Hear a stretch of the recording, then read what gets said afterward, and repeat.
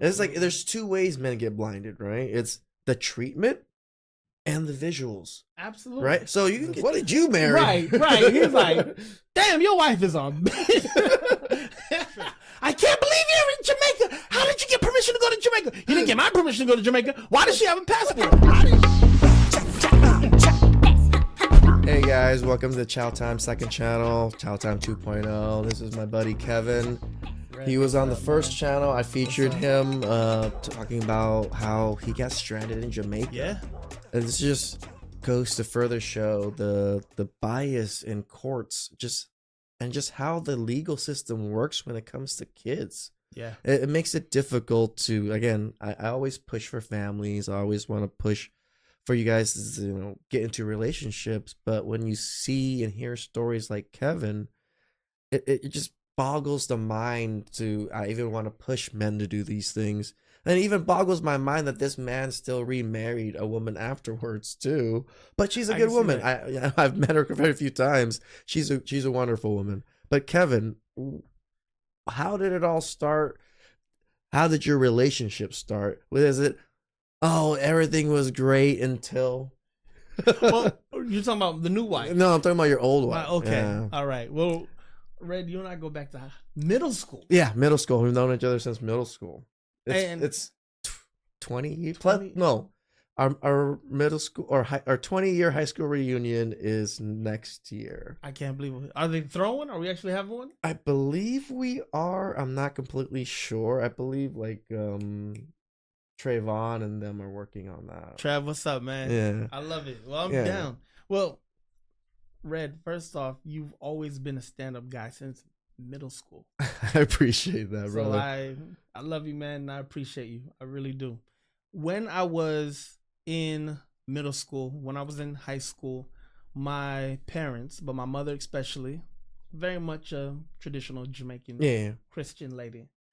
Don't have sex until you're married. Don't have sex until you're married. My father, very much a Christian, very much a Jamaican, but very much a realist. And I was like, don't have a baby until you can afford one. Don't have a baby until you can afford one. So two different perspectives. But I tried to really honor what my mom was telling me. And ironically, my parents were divorced when I was 10. And my dad would always say, I'm not going to tell you guys what to think about your mom, but you're men. And one day you'll see what women are all about. That's all he would tell my brother and I. I think that's a good way to go about it because you don't want to badmouth the spouse, right? But you will learn, you have to learn. I think my parents did a great job of being respectful of each other. That's good. But man, those days are over. Oh, in the 1990s, watching Jerry Springer and realizing, hey, man, I'm pretty fortunate that my parents aren't acting crazy, even though they're divorced. Mm-hmm. I didn't realize that Jerry Springer was getting me prepared for what I was going to face in the 2000s. I'm like, Jerry, bro, I'm living a Jerry Springer episode. You are. It's insane. So I brought all that up to say, I'm not ashamed to say it. I remained abstinent all throughout high school. Wasn't ashamed of it. Same, brother. Wasn't ashamed of it at all. And if anything, it's a cheat code because your body isn't telling you more than it already is that you need something. True, because you haven't experienced it yet. Like it's there, the hormones are there, but because you haven't experienced it yet, you can still focus on like tomorrow. Correct. So it's kind of a cheat code. But when I got to college, so my first 2 years in college, I went to North Carolina. I went to a small HBCU in North Carolina. Okay.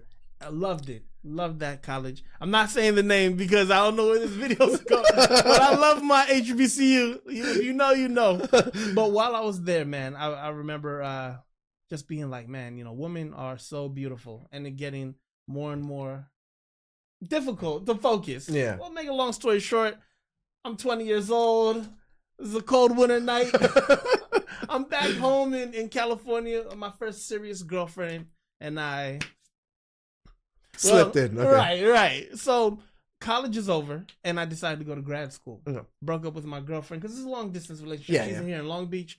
I'm all the way in North Carolina. Someone I know? No, you don't. You never know, but I don't think so. So end up going to grad school in Savannah, Georgia. Okay. And in grad school, I met my first wife. Okay. So the whole illusion of college sweethearts and all that stuff, I fell for the bait, to be honest with you. And this woman, to me, was a good thing because she understood my dream of being a filmmaker. Okay. And she lived off campus. She had a car. If I need to borrow a car and drive somewhere and shoot a scene or do something. Oh, so she was well off in a sense, and you were in a lower position than her. Bingo. Oh, I'm surprised. Bingo. Okay. Well, how we met was she was working in the cafeteria at the school. I couldn't afford a meal card. All I could afford was the first couple semesters and a dorm room. Okay. But I had absolutely no money for food. Mm-hmm. So went to the cafeteria one day, saw her, put that bellflower Riz on her. Hey girl, what's going on? You know, she started letting me eat in the caf for free. Nice. She would just pretend like she was swiping my card, but she didn't. I had two other friends from the HBCU I went to, Cyrus and Steve. What up, guys? They started coming with me to the cafeteria. Oh, dang. So she's feeding me and my friends. She likes you. I fell in love because, like you say, Ray, Yeah, feel men your belly. are simple creatures. I'm like, yo, she's all right. I didn't realize though that she had shown me characteristics of a selfishness, if you will. I thought that was just her liking me and wanting all my time because she liked me. I didn't realize I was dealing with an introvert who didn't really like other people. Okay. So I was very naive to believe that I was looking at something that I wasn't looking at. Well, I mean, you got treated the way men want to be treated, especially in a relationship or from a woman. So you get blinded by that. Absolutely. It's like there's two ways men get blinded, right? It's the treatment and the visuals. Absolutely. Right? So you can get blinded by big booty, big butt. Yeah, easy. Beautiful face. But even a person that just treats you well can kind of blind you from all the other things too. That's a great point. And that's one of the trick bags about being a young man.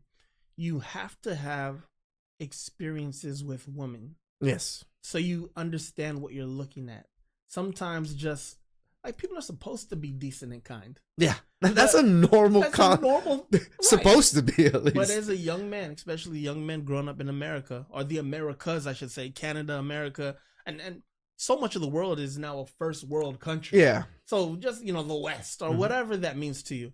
So many young men have such an absence of experiences with the opposite sex that when you first start experiencing it, you're assuming that it's special. When really it should be a human requirement to treat people with respect and decency. No, you're right. Because again, I talk to the girls sometimes and they're a bit like, I don't want to like be nice to men because then they think I'm like leading them on or something like that. And that just kind of shows, I'm not blaming her either. It's like, it just shows the culture of men that we don't ever really get any compliments or anybody kind of showing us like niceness, especially the opposite sex. And when someone does, we're just like, she likes me. Oh, I've fallen in love. Right. And we're so quick to fall in love like that. Right. So this is a great point. It's like a double-edged sword. Like young men, if a woman is being kind to you, it doesn't mean she's interested in you. You can be kind back. Yeah. And if a woman is being kind to you and she actually likes you, also doesn't mean she's wife material. So this is why traveling is so important. Mm-hmm. If you can't afford a plane ticket, hop on the Greyhound. If you're over the age of 18, go somewhere, see something. If you weren't fortunate enough for your parents to do that for you, just experience new environments and see how people react to you and your actual personality. And then you'll get a better understanding of what you qualify for in the dating marketplace. And maybe you won't be so susceptible to just think, oh, she likes me, or oh, I gotta marry her, that type of thing. Oh no, you're right. I think you're 100% correct because there are some boys from El Paso that I talk about. They're in the military, and I don't want to put him out there too much, but he was just going through some things, and he just didn't get it. He got treated this certain way, and by women, I guess he was a black guy, and like black women always treated him a certain way in his community or in his thing. And when he moved to El Paso, he didn't realize, oh, there's different women. Right. He didn't even like when he said that to me. It kind of like I was like, wait, what? You didn't realize there's different women?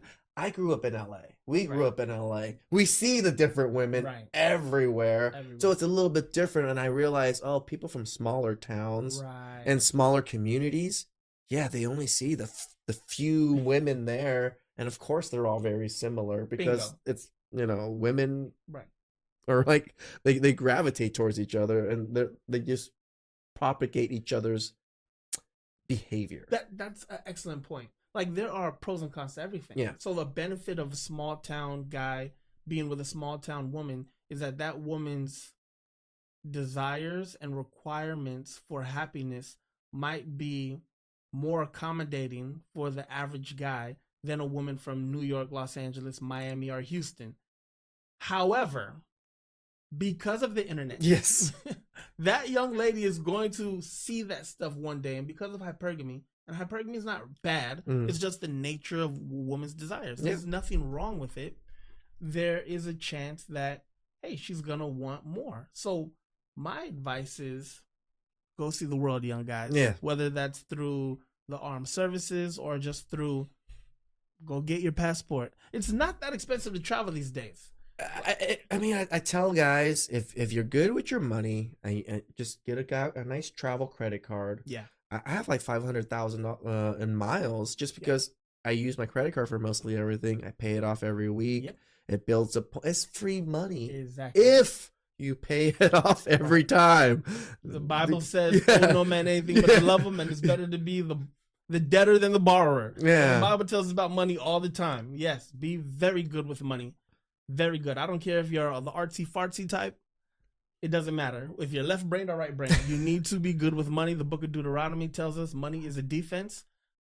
I thank God for money because when I was stuck in Jamaica, I had resources to be comfortable. I was in my head. That was the first thing that went through my head. I'm like, how much money is this brother spending right now? Because, and you're losing because I don't know if you had to go back to work. I don't know if your wife had to go back to work. Yes, took extra days off because all those numbers going in my head. I'm like, this must have been like a $10,000 delay. It got up there, man. Yeah. It really got up there. Also, the amount of traveling I had to do from one side of the country to the other to go to the U.S. Embassy. Mm-hmm. So to get to that. So after grad school was over, I'm 22 years old. I have a master's degree. I'm thinking I'm the king of the world.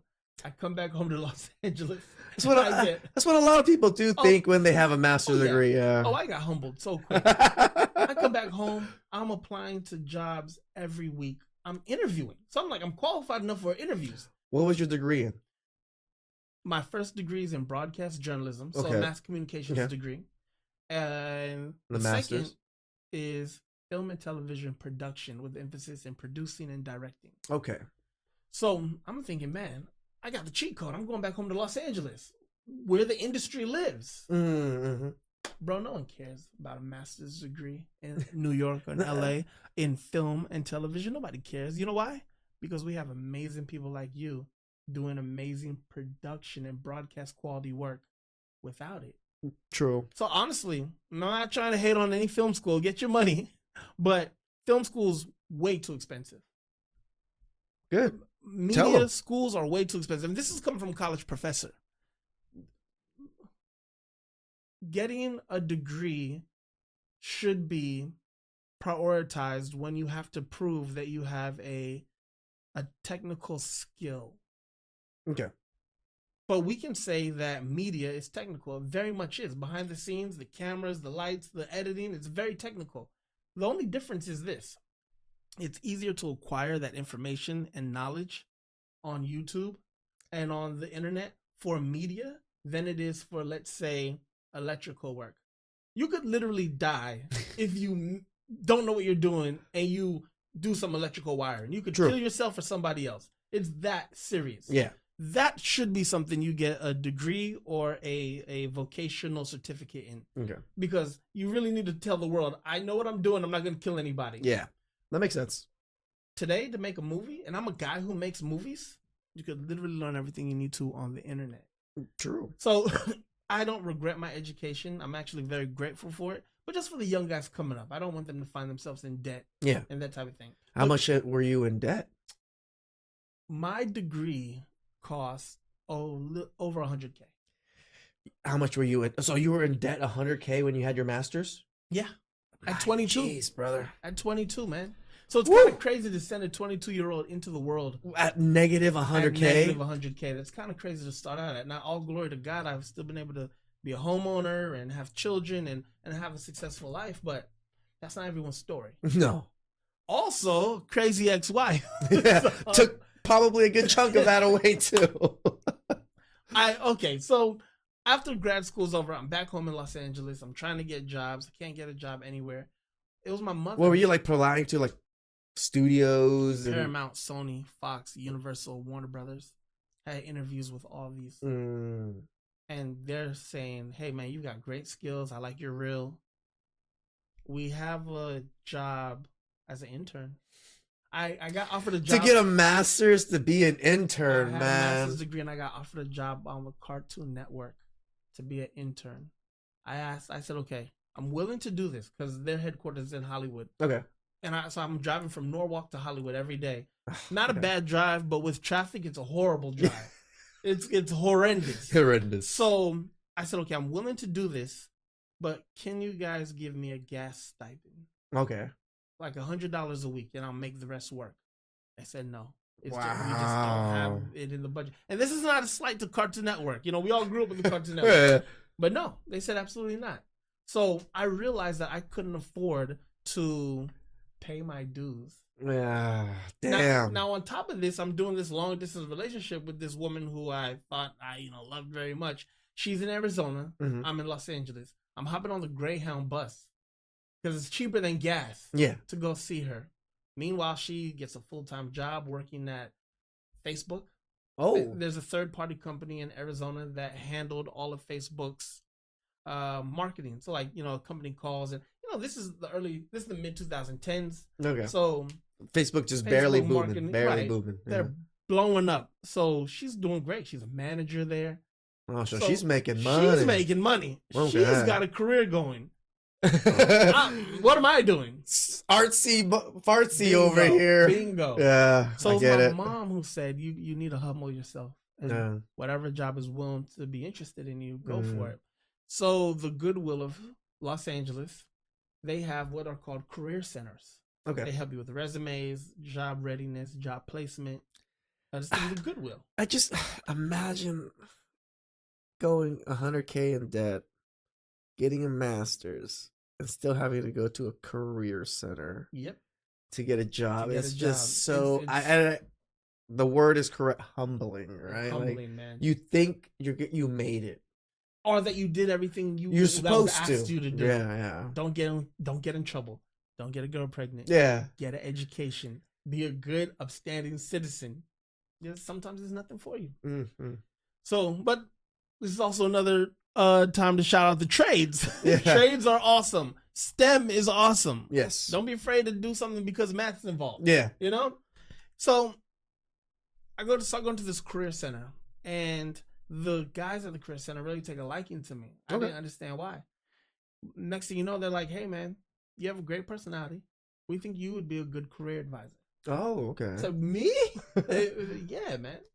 So I interviewed and I got a job as a career advisor. Nice. Now this part is funny. The career center for the Goodwill that I was working out of, still there today. It's in Hollywood, right off of Vine, inside of the Salvation Army across the street from the Toyota dealership in Hollywood. Yeah. There is a Goodwill career center inside that Salvation Army, and that Salvation Army houses homeless youth, 16 to 20. Okay. So I was there. I was managing that career center. The guy that couldn't get a job. That's what my dad would always. My dad would always be like, every morning he saw me leave the house. I guess he made it, son. You're going to Hollywood. That's great because they're gonna chastise you to success. So my dad's just clowning me, and yeah, man, I would be moonlighting at night as a videographer and editor for like independent productions around LA, and during the day I'm a career advisor. So I did that for a year and a half. Then I got a promotion to Pomona. Pomona is the lowest ranking city for education in Los Angeles County. What? A lot of people don't know that. Pomona. Pomona? Pomona. Pomona is actually Okay. there's a lot of there's a lot of growth that's possible in Pomona. Okay. But the people of Pomona are amazing, man. Amazing young people. I fell in love with them, and just working at that career center was awesome. Okay. So I was there for another year, Mm-hmm.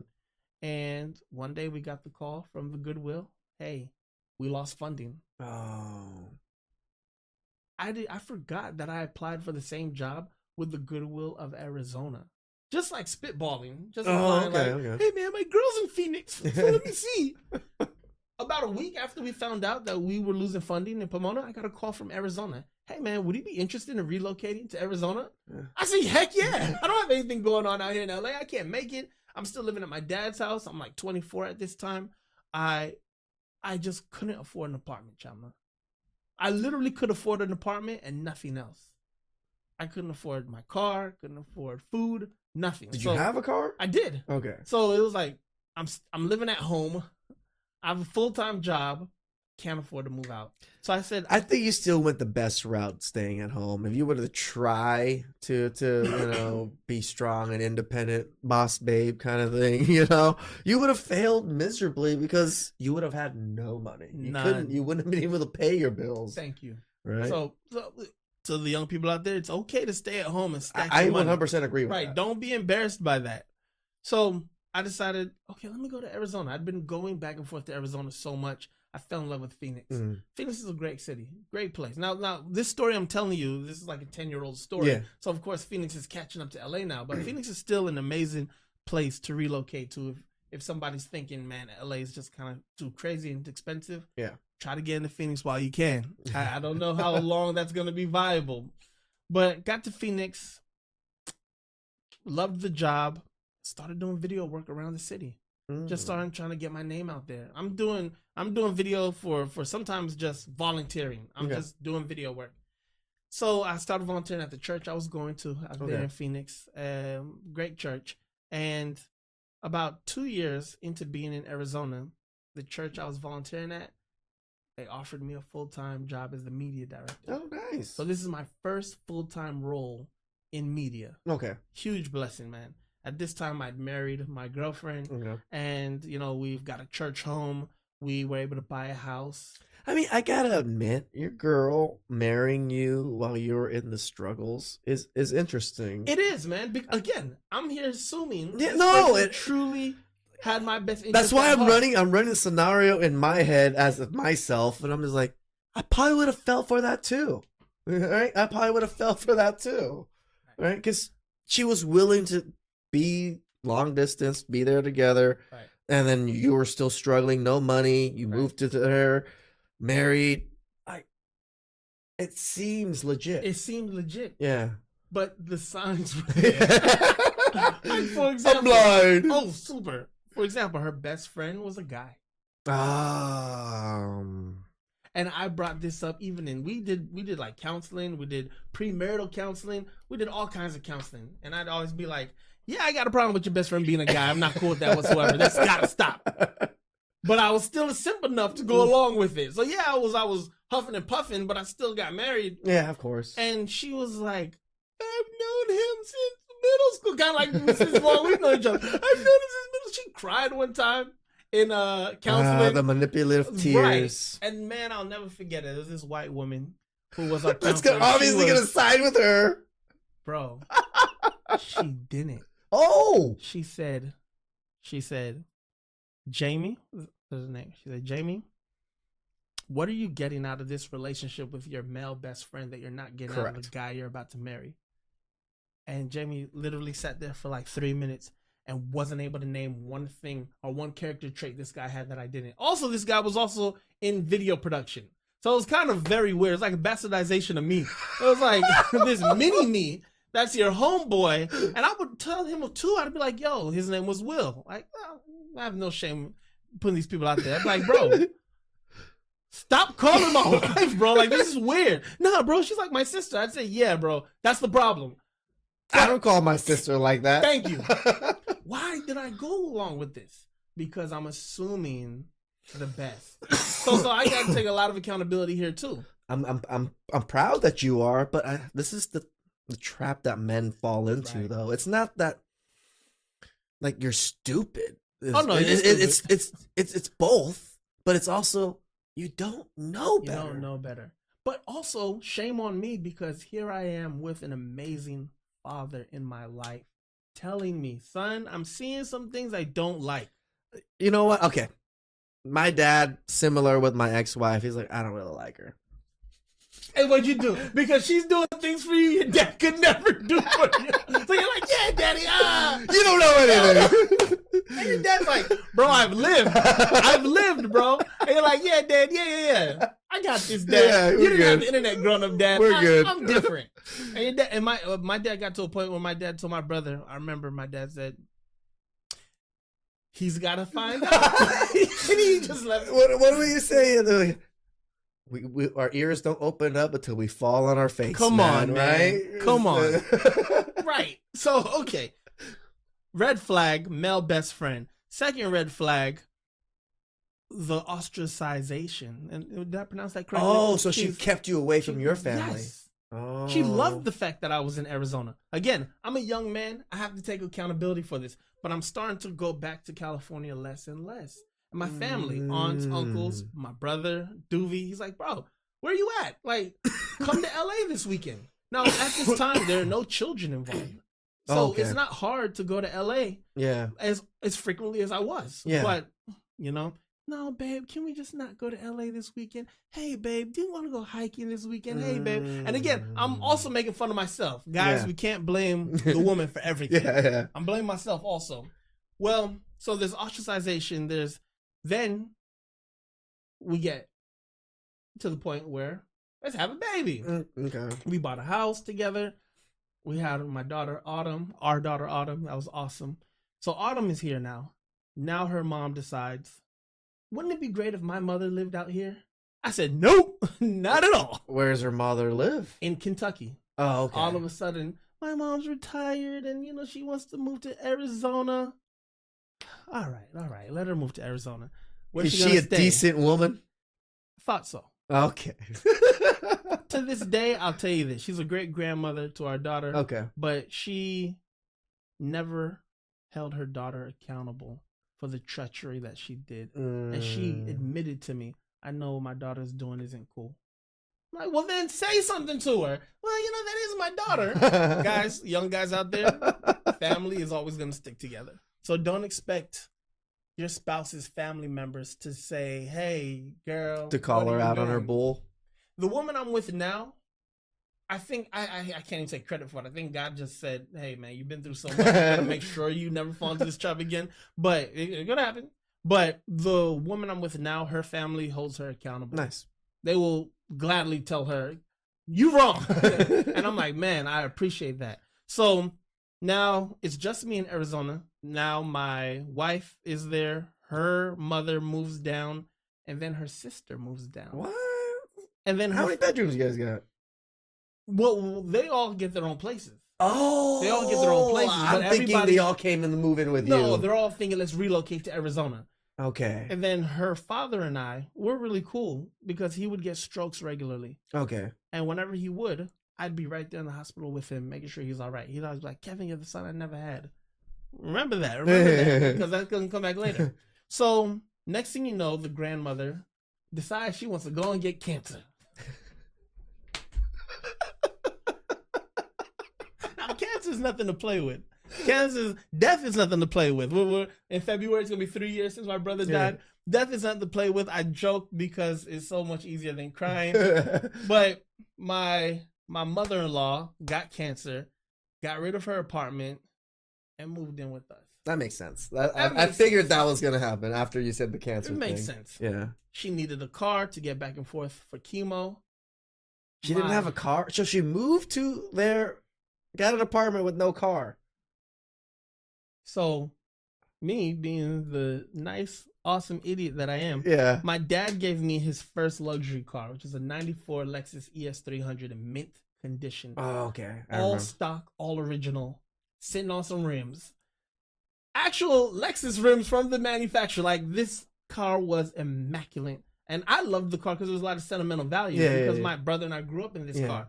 And my dad was like, man, I came to America and it took me 30 years to buy my first luxury car, but this is it. So, there's a lot of pride there in this. It wasn't just a tangible thing. It was like a sentimental thing. It was the representation of the success of the family. Yeah. So my dad, I remember he gave me the car. I drove the car from California to Arizona. And he was like, I'm surprised the car made. I said, Dad, this is a Lexus in mint condition from the 90s. They don't make them like this anymore. Yeah. Look, I loved that car. My ex-wife started getting frustrated because her mom needed to go to chemo and radiology too frequently. And her sister started fighting over who was going to be taking her. Okay. So I'm starting to see characteristics in these people. Like, this is your mom. I get you. What did I do? Hey, Benita, you can have my Lexus. We gave her the car. Gave it to her. 95 Lexus ES300. Look that car up, guys. It's a beautiful, to this day, that is a beautiful car. Beautiful car. That car was so ahead of its time. And it's not about the monetary behind it. It's about the sentimental value.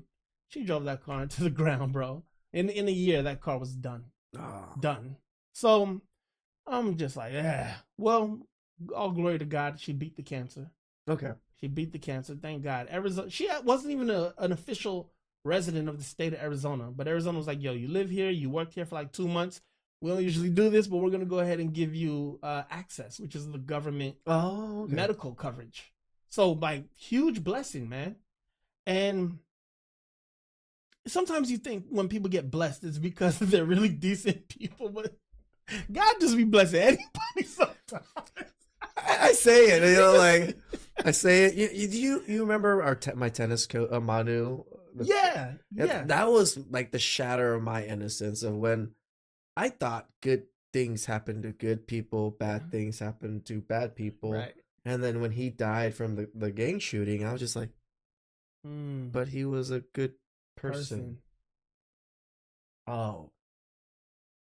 The world doesn't make sense. Like that's when I like, it doesn't make sense. Right. Like the way everybody makes it seem, right.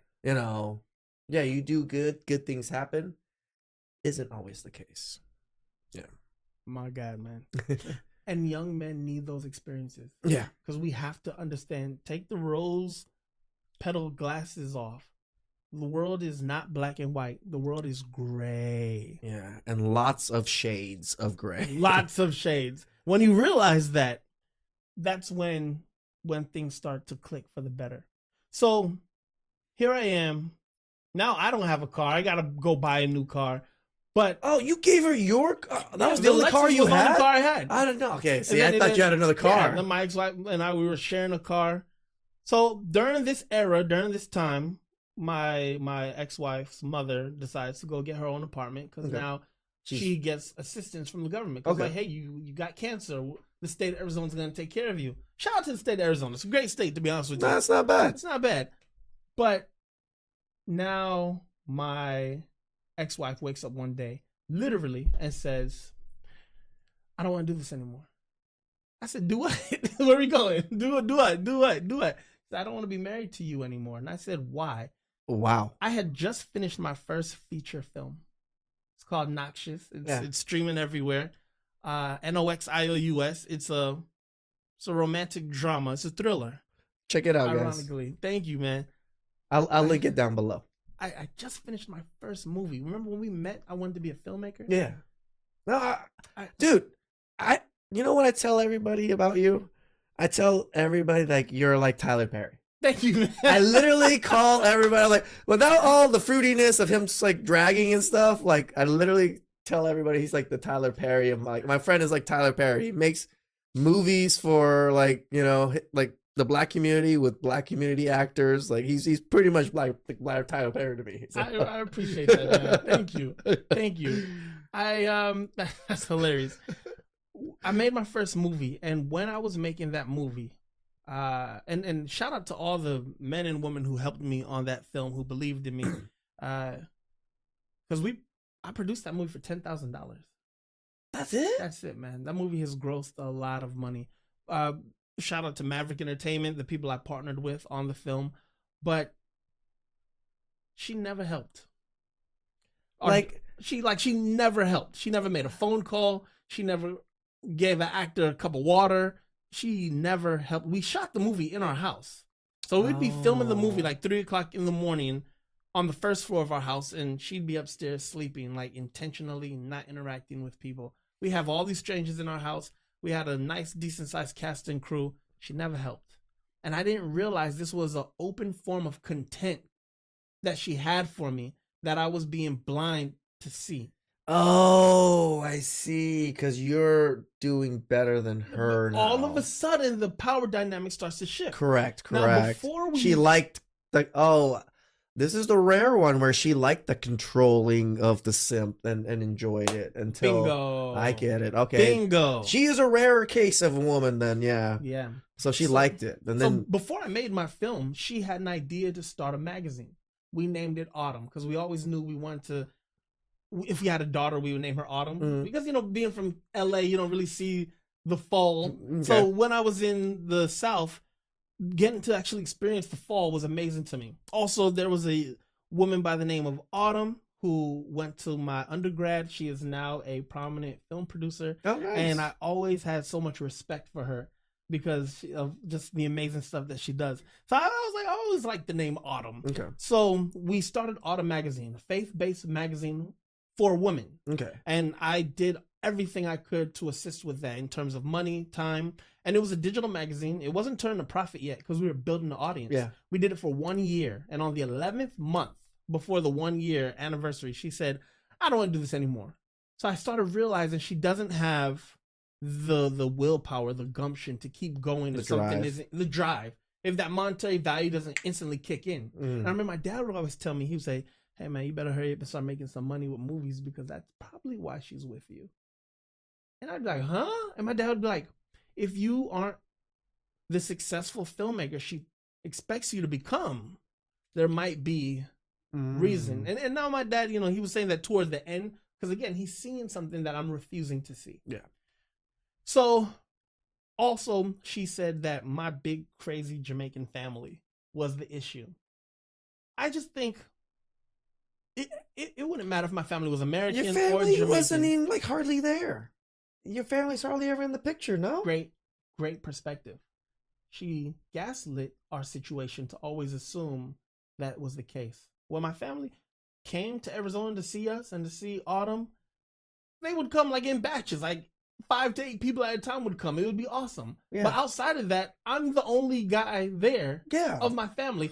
Them willing to come to you when you're the only one shows that your family cares. Because most family, you're the only one. Your gasket comes to us. It just makes more sense. Right. But I was under the guise of a simp. Very much so. I'm admitting that. I'm admitting that. I was and even sometimes getting frustrated with my family. Yeah. Well, you guys need to come support. Like just being a simp, bro. Yeah. So with all that, what ends up happening is she decides she wants to leave. It's over. I did the whole buy you flowers, run bathwater for you, try to make it work. Because my pride didn't want me to see our marriage fail. Similar. She was done. She was done. And then she asked, why don't you just allow us to refinance the home? I'll split the equity with you and you just walk. I said, what? Damn! And her perspective was this. Don't you want your daughter to grow up in the same house that she's always known? I said, heifer, she's 2. She ain't gonna know this house if we leave. Like, what? I'm like the Russell Westbrook meme. What? She made it seem like there was no child support involved and stuff. It's just like you take half your house and then just go away. Like, wait. Right. You do realize I have a whole fucking daughter? Thank you. I'm not gonna say who. I'm not gonna put them out there. But somebody very much more intelligent than me when I told them this situation I was going through, pulled me to the side and said, are you going to have the ability to pull up to your old house to pick up your daughter and another man's car be in the driveway? And I said, that's guaranteed. Hell no, I'm not going to have the ability to do that without going crazy. Yeah. And he said, then you sell the house, split it 50-50 and go your separate ways. And I said, you know what? That's true. Because I'm thinking to myself a lot. Like some guys on YouTube are like, man, there's always going to be another house. Man, forget it. Just let her have it because maybe she can't even afford it. But I knew what was going to happen. She was going to move her mom back in. Correct. Have her mom pay rent. And she was going to just go off into the sunset on something that I worked my butt off to attain. Now, we bought the house together. I didn't do it myself. Yeah. But I equally worked very hard to be a homeowner. I said, no, we're not going to do that. We're going to sell this and we're going to split it. The disdain for me, I think, started there. Correct. Because all of a sudden, I thought I could control not getting this guy. her away. It's not getting her away. So I'm waking up from being a simp. And this is another reason why you should never be a simp, young guys.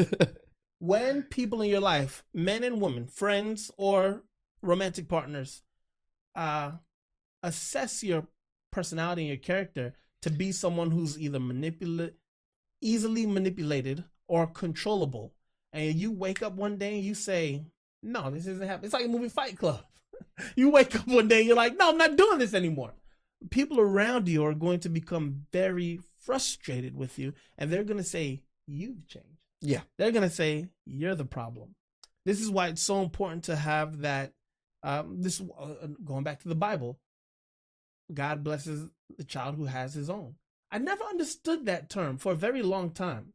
That's not to say that a man is an island and you don't need anybody, but it is to say there is freedom in being a self-starter and self-sufficient. It doesn't mean you don't need people, but there is a freedom in that.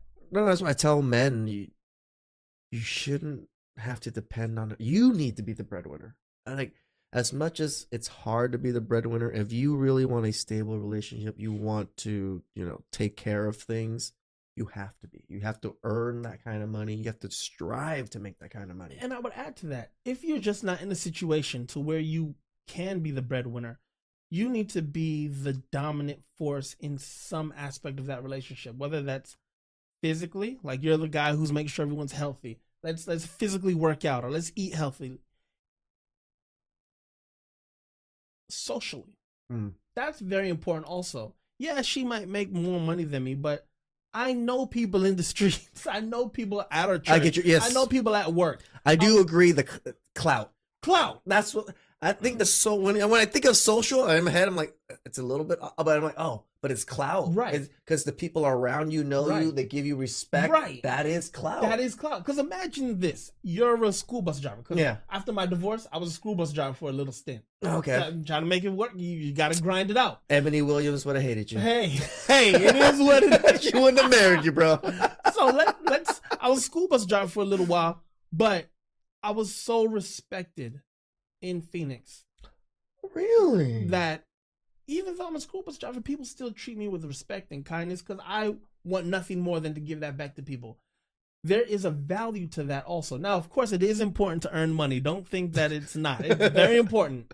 But at least be the social alpha in your relationship, because that too can be a tangible that helps you with things. Yeah. So after all that happens, man, I just start dating, and I am divorce, separated. You owe child support, or what's custody looking like? Great question. I think no one in family court is your friend. No one in family court is your friend. However, your lawyer is somewhat your friend if you pay him. I knew I couldn't really afford a lawyer, so I had to go at it alone. You didn't get a lawyer. I didn't get a lawyer, but ChatGPT and Google is your friend. That is your friend. Yeah. Read up on whatever you can. Watch YouTube videos. We go to court, and I literally tell the judge, I say, Your Honor, she doesn't want to make it work, but I think, if we can postpone this divorce, we possibly could make it work. People in the courtroom waiting for their turn to hear the judge start laughing. I didn't realize I said something funny. The judge started laughing. And the judge says, Mr. Parker says, as nice as that sounds, I can't force anyone to stay married. I didn't realize what I was saying. Yeah. But I think that gained me some favor. Because again, going back to that idea of being you're so naive. Right. Yeah. You're so naive. But also bold enough to say something. Yeah. Being a social alpha. And that doesn't mean being a jerk or being like indecent. But just having the ability to speak to people. And this is why reading and traveling is so important. Have a good ability to speak to people. It goes a long way. I think that gained me some kind of favor with the judge, because that day the judge, he's reading court papers and he's like, okay, I see you guys have an Infinity truck. I see also you guys have like this, she kept the Infinity truck. and I said, yes, Your Honor, if she's going to have my daughter, I want her to be safe. He's like, what are you driving? I said, I bought a used 2012 Nissan Altima. That's all I could afford. And he's just like, oh, okay. wow. At least the judge is sympathetic. The judge was kind of sympathetic. It's usually, they're very harsh on the men. Right. And the judge was like, okay, you guys sold the house. You guys split the custody, the equity 50-50. She gets the Infinity. You get the Altima. He thought that was hilarious. He said, and you guys are asking for 50-50. What was your custody. income level like? You to her? So while we were going through the divorce, while we were selling the house, I was a school bus driver. Then I got a job offer at this private college in Arizona to be a professor. That's where I know you went. Yep, to be a college professor and the media director for the athletics department. Oh. So my life changed during this. And I went to her and I said, hey, with what I'm making and with what you're making, we're making over 100K. Oh, you told her. And I'm like, why don't we just make this work? Life could be great. She's like, nah. I'm like, okay, I gotta stop this sentence. You messed up. Yeah. You told her how much you were making. Right. So she fucking took it to court. Right. So she took it to court. But we already signed paperwork before I got that job that it's going to be 50-50 down the middle, no child support. Oh. Because I was making sure that we were really cool. I was giving her whatever she wanted. So I said, until we get this paperwork signed, and she literally signs and says, no child support. Like, I need to make sure she's cool. Give her whatever she wants. And we turned it in. That paperwork has blessed me to this day. Because now she always goes to court and asks for child support. But the paperwork is like, you agreed. You agreed that there was no child support. Why are you asking for child support now? So the only way she can justify child support is by getting more custody. So to get more custody, this is where it gets really dirty. Oh my God. I get it. I want to give everybody watching this opportunity to understand the game that, I hate to say it, a lot of lawyers are telling women around the country to do. Lie and say that everything I'm about to tell you happened to me. Yeah. Lie and say that someone in his family molested your daughter. Try to prove that. Because if you can't prove it, you're not going to get penalized for it. You're just going to be looked at as a concerned parent. She lied on somebody in my family and said that our daughter was molested. Less than 24 hours after she said that, we had our daughter get a full physical. And the pediatrician wrote a letter and said, there is absolutely nothing here physically that shows any signs of what the mother tried to say happened to her. It's like, this is the problem I have. This lying on oath, this perjury crap that women are constantly doing in court, being held accountable, and not being thrown in jail, not being fined in any way, shape, or form to do this. Like, if we were to lie in any, and it gets proven, we're going to jail. We're going to jail. You're being held in contempt. Correct. So then she said that I was abusive, that I physically abused her. The person that she accused, that they're cool, that nothing happened, as in like no legal happened to them or anything, or that they have to go through all of some issues too. Nothing happened because Child Protective Services got the letter from the pediatrician and said there's absolutely no reason to investigate this. The pediatrician said nothing happened. And I said to Child Protective Services, yeah, that's true. What's going to happen to my ex-wife? I'm sorry, we aren't able to adjudicate. We aren't able to recommend that she gets penalized for this. It's just, it is what it is. And I'm like, but you've got proof that this was not true. Yeah, I'm sorry, Mr. Parkinson, doesn't work that way.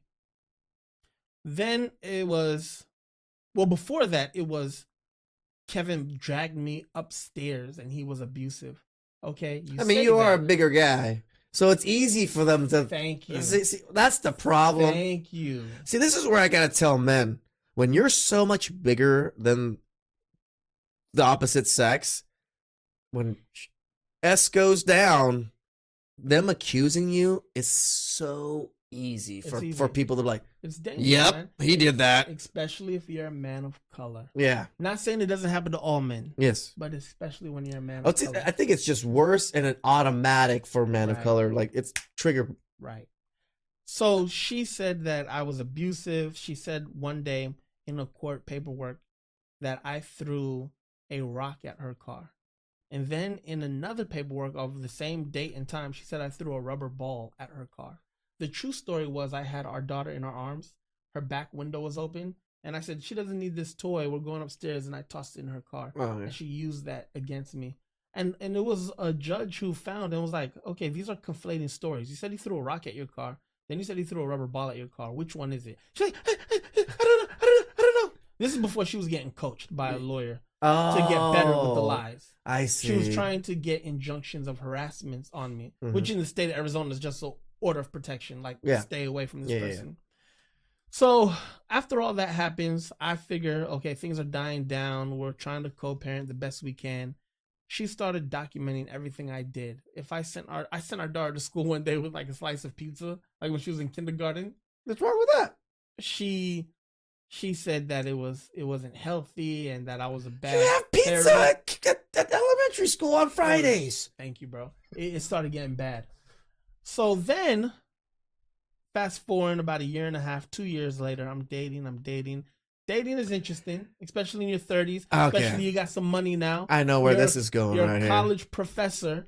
So, tall college professor, humorous, single made dad, a movie. Making movies. All of a sudden, my stock went up. Yeah. Also, to all you young guys out there, your 30s are really fun. Like, I'm still in my 30s. But when you get some money and you actually have a program for a woman to plug into. Yeah. And what do I mean by that? A woman comes over to my apartment. She sees that I'm grading papers.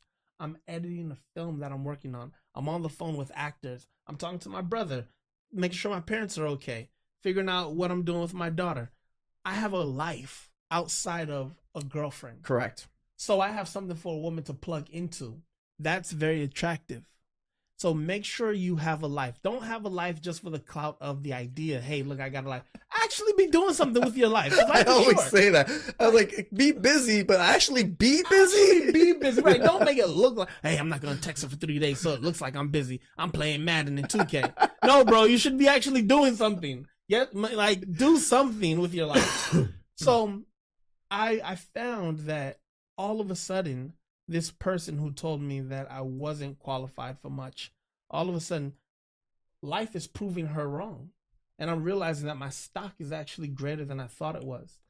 That makes sense that you have a low self-esteem, around that point because... Oh, yeah. It's embarrassing for your wife to leave you. It is. At least I feel the same way, like you feel like a miserable failure. Yeah. And you're like, am I ugly? Am I a shitty person? Yeah, like, what man. Man. That's when you go through those motions, but then you're right. As time progresses, you do get better and everything. Then the women look at you and you're like, what the fuck are they looking at? Right. They can't be looking at me.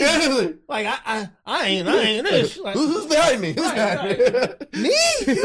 You think I'm cute? So remember, during this time, a couple of years ago, this was like, we're in the middle of the Me Too movement. Oh. So I realized, okay, it might be a little dangerous to just approach women, but like I'm very interested in seeing what's out there. So I'm on the dating apps. Now, some red pill guys will say dating apps are for simps and suckers, but actually there's a piece of the game I want to give the young guys out there and guys my age out there also. There's safety in using a dating app.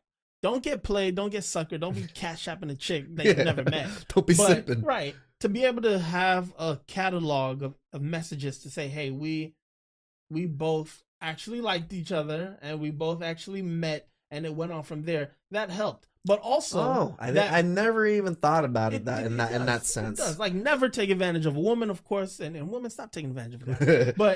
but that helps. But also, that builds your confidence to actually do the approaching in real life. Because, man, my confidence went so high up. My confidence went so high up that I'm at a point now where I'm just in the supermarket and I'm like, hey, like, I always had this gift of gab. Yes. But again, me and you have a very similar gift. Yeah. But because of, the Christian upbringing and that kind of thing, which there's nothing wrong with. I only really dealt with 2 women before I got married, which I would never recommend. I don't even. And that doesn't mean fornication, that you have to fornicate with a lot of women, but you should date and get to know a woman. I agree. You're not easily taken by the first woman who gives you some interest. Yes, I think that's the hard part for men, especially because we tell men to put their head down, focus on career, and then sometimes, like, yes, focus on career, but still mingle out there. You have to build your ability to speak to all kinds of people, men and women. Yeah, because I don't want you to, like, put your head down, become rich and successful, and then women come to you, and you're just like, oh. Ironically, you know who that happens to a lot? Athletes. No, 100%. 100%. Athletes and nerds are actually very similar. Once nerds become engineers, they make 120K, 150K. Women know you're a software engineer, and then they just show you a little bit of time. Right. Nerds, right. But with the athletes, you see the bravado. I'm playing baseball or soccer or dunking a basketball or really playing football, and that masculine energy makes it seem like, oh, that's not a sucker.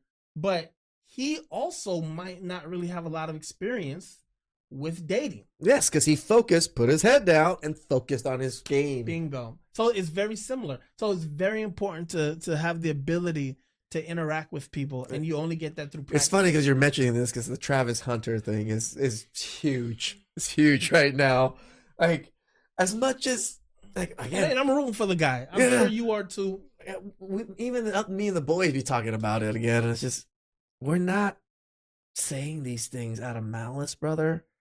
No. We're saying these things because we've experienced it. He's experienced it. Yeah. Everybody's experienced it. Yeah. They can see. Yeah. You're so blinded by, this is like the girl. Right. Jason Black from The Business, that's a channel on YouTube. Okay. He has a saying that I totally agree with, and that is, open signs of contempt from a wife or a girlfriend can never, ever be swept under the rug. They're very dangerous. I just told you about a couple that I blindly looked past with my ex-wife. Open signs of contempt are very real. So going back to Travis, and God bless Travis Hunter, and I hope he's very successful in life. But to go back to his girlfriend saying publicly, I didn't like you. All right, I had you drive me to parties and then wait in the car. That's an open sign of contempt. And she might be too young to even understand that she is practicing the open sign of contempt, but the psychology is psychology. Yeah. It's there.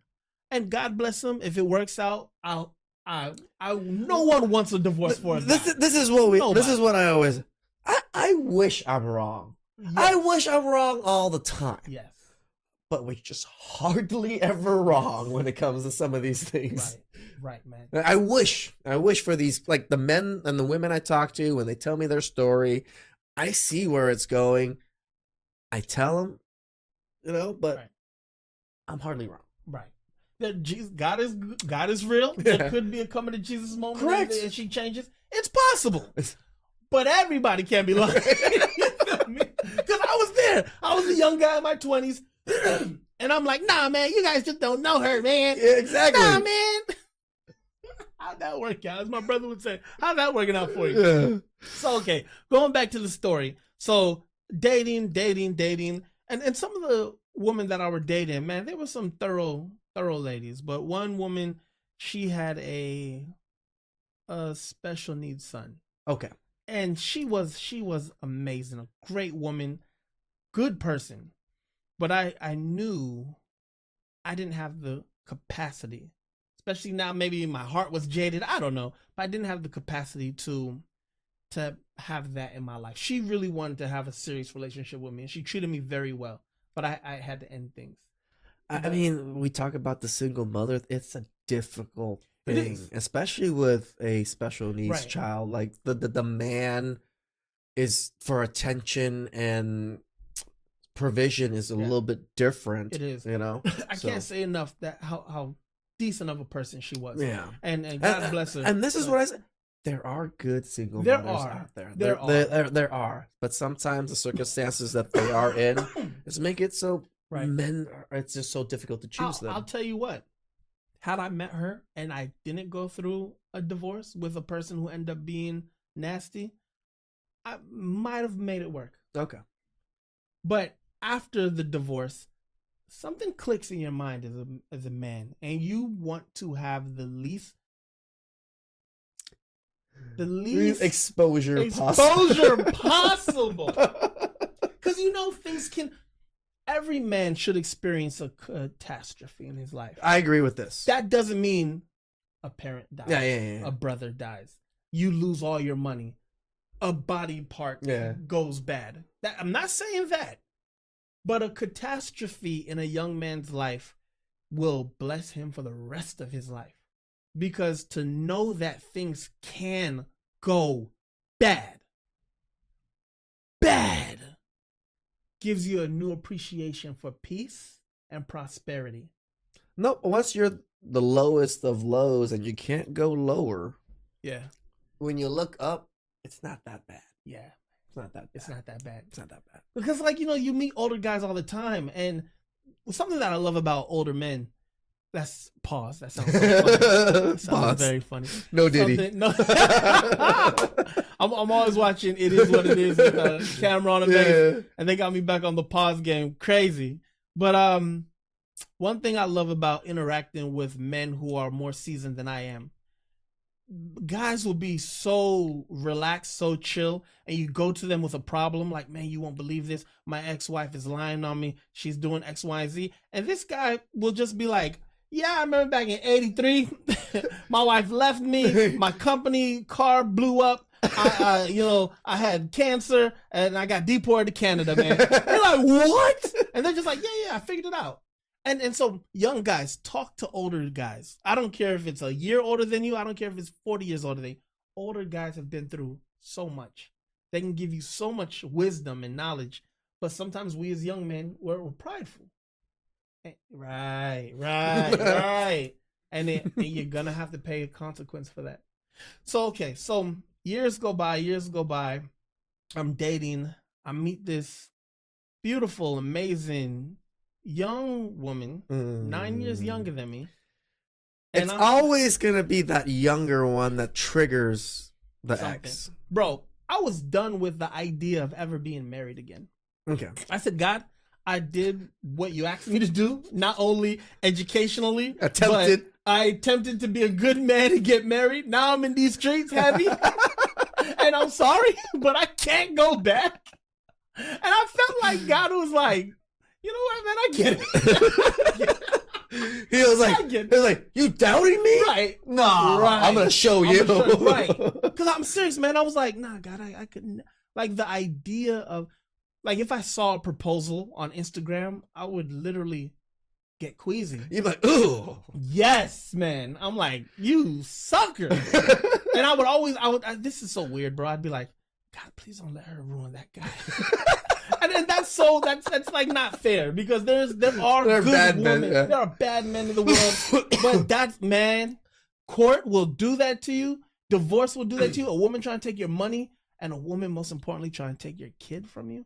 Bro, that will do something. It turns to you, men evil. Turns a lot of men evil. Man. Yeah. So, okay, like you lied on my family. You lied on me. You're trying to take my kid from me. You're trying to get custody. You're trying just not because you truly care about our daughter, because you want money. More money from me. Oh, but you didn't need my money or want my money before, and all of a sudden you want it.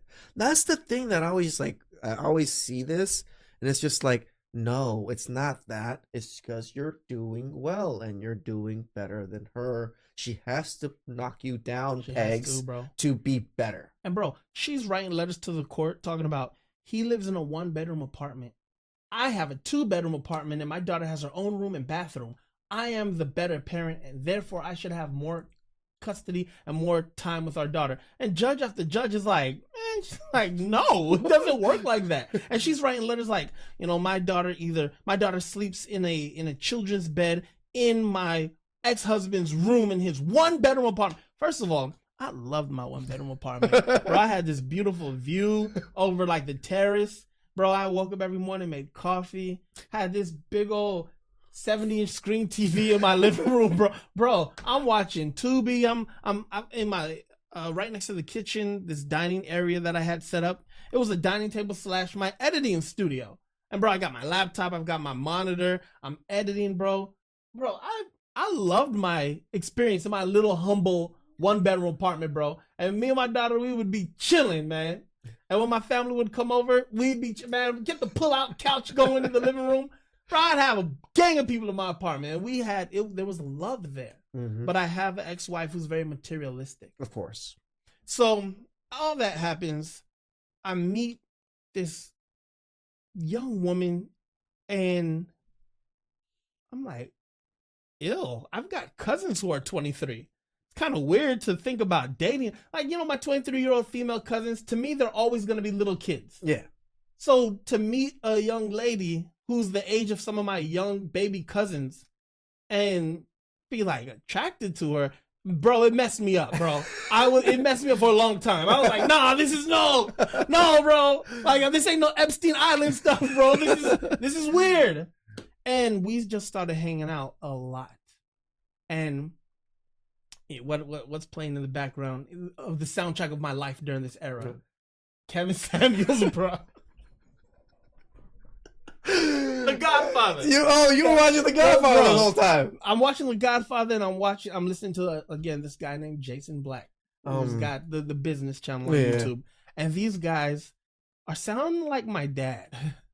Because they're saying what my dad has always told me, but they're saying it in a different way. Yeah, and for me, it was a little bit. My dad didn't really give me that much advice with women that much, other than don't deal with them. Just wait until I pick your wife for you. That was my dad's advice. I feel that, right? And I was just like, no. So throughout my whole marriage or everything, he didn't really give me much advice at all about it. He just kind of stood back and just watched. So, but when I got to Kevin Samuels, it felt like that father figure to me. Something Kevin Samuels said once. He said, I never judge a man based on the caliber of woman he's with. I judge a man based on the caliber of woman he walked away from. Bro, that something went off in my brain because at that same time, I was dating a lot. And my brother, you were enjoying the scene. I was enjoying being an adult. My brother said something to me one day. He said, bro, you hate being alone. I said, why do you figure that? He said, every time I talk to you, you're going on or coming off of a date. Like, bro, why can't I just call you one day and you're at home by yourself? And I started realizing, okay, I need to do that. And I started falling in love with being alone too. I enjoyed myself. Yeah, man. It's nice. You're chilling. So on the days I had my daughter, it was just her and I. It was awesome. And then some days it was just me. And I'm like, okay, being a divorcee isn't that bad. I got time back, which is nice. So fast forward, meet this young woman. She's incredible, has a lot of drive and ambition. I was with somebody who had drive and ambition. Some red flags, like memory banks are coming back. So I get into test mode. Oh, I was testing. Hey, I'm on Central and 7th. My car broke down. My car's fine. Can you come pick me up? You're like, oh my God, I'll be right there. I'll be right there. And you're like, what? Right. Let me flip the hood up right there. Throw some steam on the radiator, make it look bad. And I'm like, dang, okay. So we're hanging out for months. Because I had this code, nobody meets my daughter. Correct. So, as it should be. Right. We're hanging out for months and something just clicked. I was like, I think I wanted to meet my daughter. hell no. So I'm pushing this thing off, and one day I'm in the car with her, the woman I'm married now, and I said, call your mom. She said, excuse me? I said, call your mother. She calls her mom on speakerphone, and I said, ma'am. She says, yes, Kevin. Would your daughter be a good girlfriend? And she was like, I've never been asked that before. I said, yeah, I'm dead serious. And the mom, this was another test. Her mom started telling me all the negative characteristics about her daughter. She said, listen, if you want to deal with talkative, if you want to deal with sometimes stubborn, if you want to deal with sometimes bullheaded, know it all, then absolutely. I need you to understand this about my daughter. And Brianna, my wife, she's looking at me like, and I said, yeah, I ain't gonna be no surprises ever again in my life moving forward. Oh yeah. I'm asking real questions. Called her dad. Yo, Mr. May, man, how you doing, bro? Just, you think your daughter's a good person? Because I've seen fathers tell me their daughter's a good person, and it'd be a bull-faced lie. So you tell me what you think about your daughter. And this man is telling me honest reactions about his daughter. And I said, wait, she comes from an honest family. I don't know anything about that. My family is a very honest family. They love you enough to tell you the truth about yourself. Correct. I didn't realize that was one of the hallmarks of my upbringing. And I literally was with a woman who had an opposite upbringing. Correct. If you love somebody, you don't tell them about their shortcomings. Yeah. That was stupid on my part. Well, I mean, that's the young generation nowadays, right? If you love somebody or you care about it, you don't tell them anything that makes them discomfort or feel bad or any way, shape, or form. That's a major problem. So Brianna, she told me about herself. She told me about her life history. And I'm gonna be honest with you guys. Some of it, I was like, what? But I remember talking to my mom. And I remember my mom saying, she said, if somebody respects you enough to be completely transparent with you about who they are, that is not an open sign of contempt. That is an open sign of respect. Mm-hmm. And I said, damn, I didn't think about it like that. So she met my daughter. My daughter loved her. Thought they were the same age for a little while also because of how young she was. Brianna was like 24 at the time. My daughter was like 3. Uh-huh. And so she was like, oh yeah, we're sisters. And I was like, no, you're not. No, you're not. But word got back to my ex-wife. Of course. I'm dealing with a younger, more beautiful, more driven. And just the package that she is not. And I know the same could be true for maybe some men who meet an older woman. But when that ex-wife or that ex-girlfriend that you have a child with finds out you are dealing with somebody who is bringing something to your life and not taking anything from your life, all of a sudden they get in compete mode. Mm-hmm. So she went ahead and, like a little less than a year later, after I met Brianna, she remarried some dude. Just some random dude? Yeah, to me, he's just some random guy. Okay. He shows up at my house one day, my apartment. Shows up at my apartment one day because I was doing pickup and drop-offs with my daughter's grandmother, the woman who had cancer, who I gave a card to. Okay, yeah. She shows up to my house like she's supposed to all the time, but unannounced to me, the boyfriend was there. Okay. He walks up to me, hands me my daughter, and said, "Hey man, I just want you to know I'm your ex-wife's new boyfriend." And I'm looking at this guy, my jaws are clenched, my fist is clenched. I'm not mad at this guy because he's dating my ex-wife. I'm mad at this guy because he thought it was appropriate to come to my apartment unannounced and introduce yourself to me as if this was the manly right thing to do. Mm. A text would have been nice. Text would have been cool. I would have respected that. I know on paper it seems respectful what he did, but I don't know you. Yeah. And you walked my daughter to me, gave her to me. It seems like a power play a little bit. That's how I see it. Is that how you're seeing it? Bingo. I said, where's Jamie? She asked me to drop her off at Target. I said, so your ex-wife, so your girlfriend didn't want to be here when we met? He said, oh man, that's not what this is about. I said, oh, she got another simp. She got another sucker. I'm looking at this guy. He's older than me, but I'm looking at this guy. I'm like, oh, I used to be here, bro. Good luck. Hey, good luck. So he's like, he shakes my hand. I say, bro, you believe in God? Like, what do you do for work? Like, what's your background? And he was like, I don't, I'm not religious, but I believe in a higher power. And I'm like, all right, whatever, bro. Brianna was standing right next to me while this happened. And then the dude just turns around and walks away.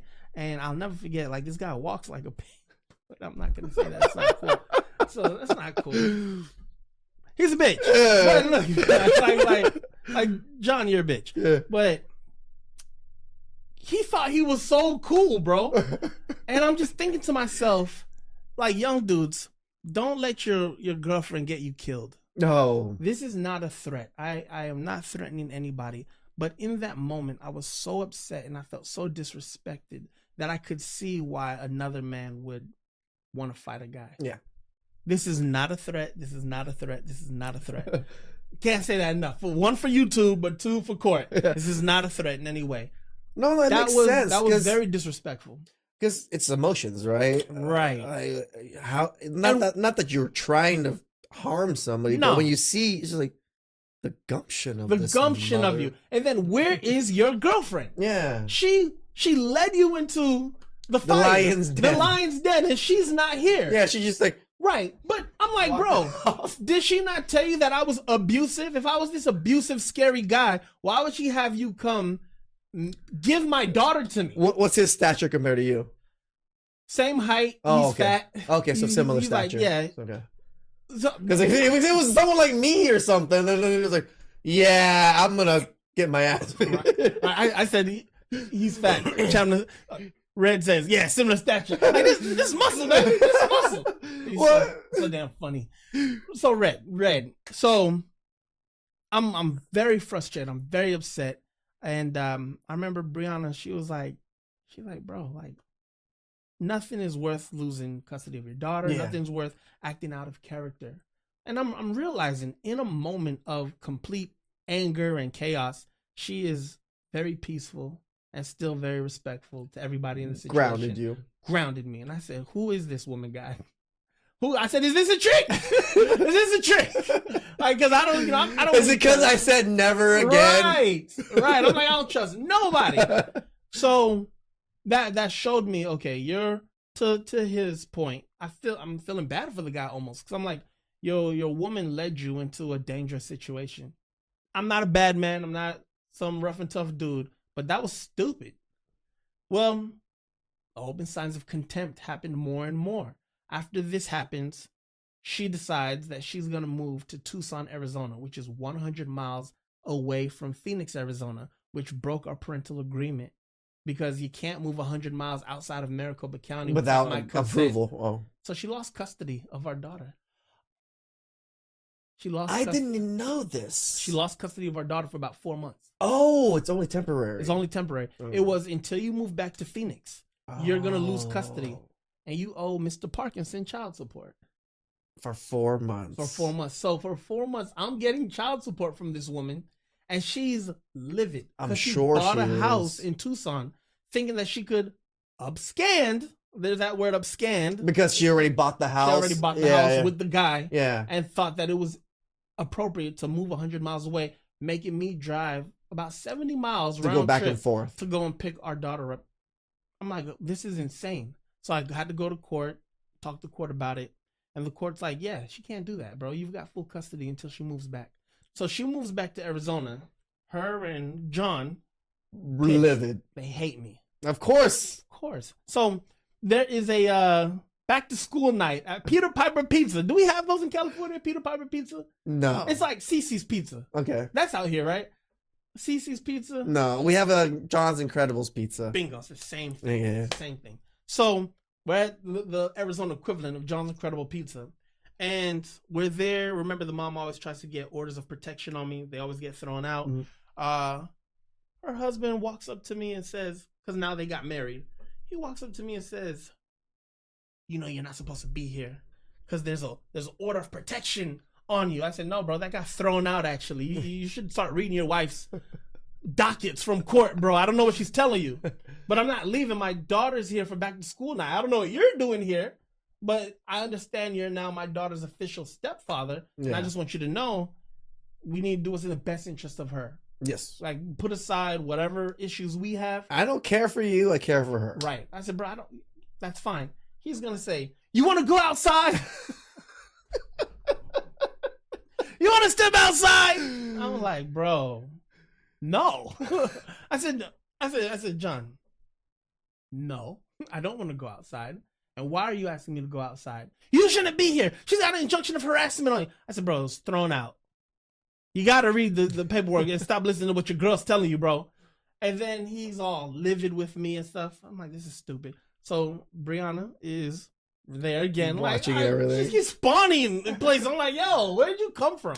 She's like, hey, man, we didn't mean any disrespect. We didn't even know you guys were going to be here for this back to school night. We just have nothing but respect for you guys. And this dude turns his back on her as she's talking and walks away. I'm like, you bitch. Like, God forgive me. But the lack of testicular fortitude that this guy has been showing me makes me not want him to be around my daughter. Yeah. Because you seem to be so insecure and weird. And we've all been there. We've all have insecurities. And who knows what she's told this man about me. True. That's not true. Maybe he thinks he's providing and protecting. Mm-hmm. But that's my biological daughter in that house, bro. Correct. So please do be careful with how far you're taking this. Mm-hmm. So that's over. After that happens, we had to meet again for a pickup and drop off. Okay. And when we met for that pickup and drop off, the guy tries to fight. Why? Because I don't know. I don't know. So I'm like, this is ridiculous. So I then am, for the first time, I'm in court telling the judge on somebody. I kind of felt like a simp. I'm like, am I really in court? Man, this guy's like fucking bullying me. Right. And I'm like, this is so lame, but let's not have this go somewhere it's not supposed to go. Mm. It might be fashionable to him to fight over a woman, but it's not for me. Yeah. I'm like, it's not happening, bro. So the guy gets an injunction of harassment placed on him by the court. Because I explained to the court, I also had it all recorded on audio. Oh, okay. And he's here saying Mr. Parkinson was yelling and threatening me. I played the audio for the judge, and the judge is like, I don't hear him yelling once. He asked you very calmly, why are you requiring his daughter to call you daddy? Because that was what the whole conversation was. I said, hey, bro, I can't control what happens in your house, but I just want you to know it makes me uncomfortable that you're having my daughter call you daddy. And that is what enraged him and made him try to boss up on me. And I'm like, bro, this is so stupid. So after that happens, we go through all this stuff. Now, Jamie, my ex-wife, is on this tirade against us. She's calling the police on us. She's lying on us. One day, I was at a gun range because at the time I was then working at a tactical gear company as their media director. Okay. So I'm at a gun range. We're filming a commercial for a new bulletproof vest. Brianna was there that day. It was a fun day. She got to come out and fire a gun for the first time. So, you know, gun ranges are fun. They're fun. She had her tactical gear on, her goggles, her earmuffs. Also, my daughter was there that day. Nice. She had goggles on, earmuffs. She's not firing any weapons, but she just happened to be there.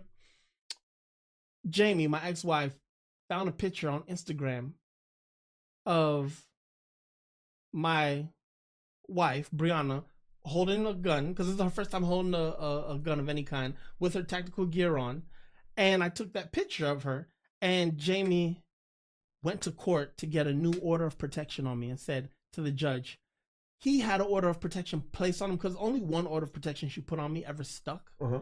And she said he had an order of protection placed on him, and Arizona state law says he cannot operate guns with an order of protection on him. And if you zoom in on this picture, you can see his reflection in the car at the gun range. And the judge, it was a woman judge, she said, Mr. Parkinson, don't talk. She said, Jamie, are you a lawyer? She said, no. Do you have a bar license? No. Then you do not come into this courtroom telling me what a person is permissible to do with an order of protection on. This man doesn't even have an injunction of harassment on him. I'm throwing this out. Get out. You are not putting an injunction of harassment on this man.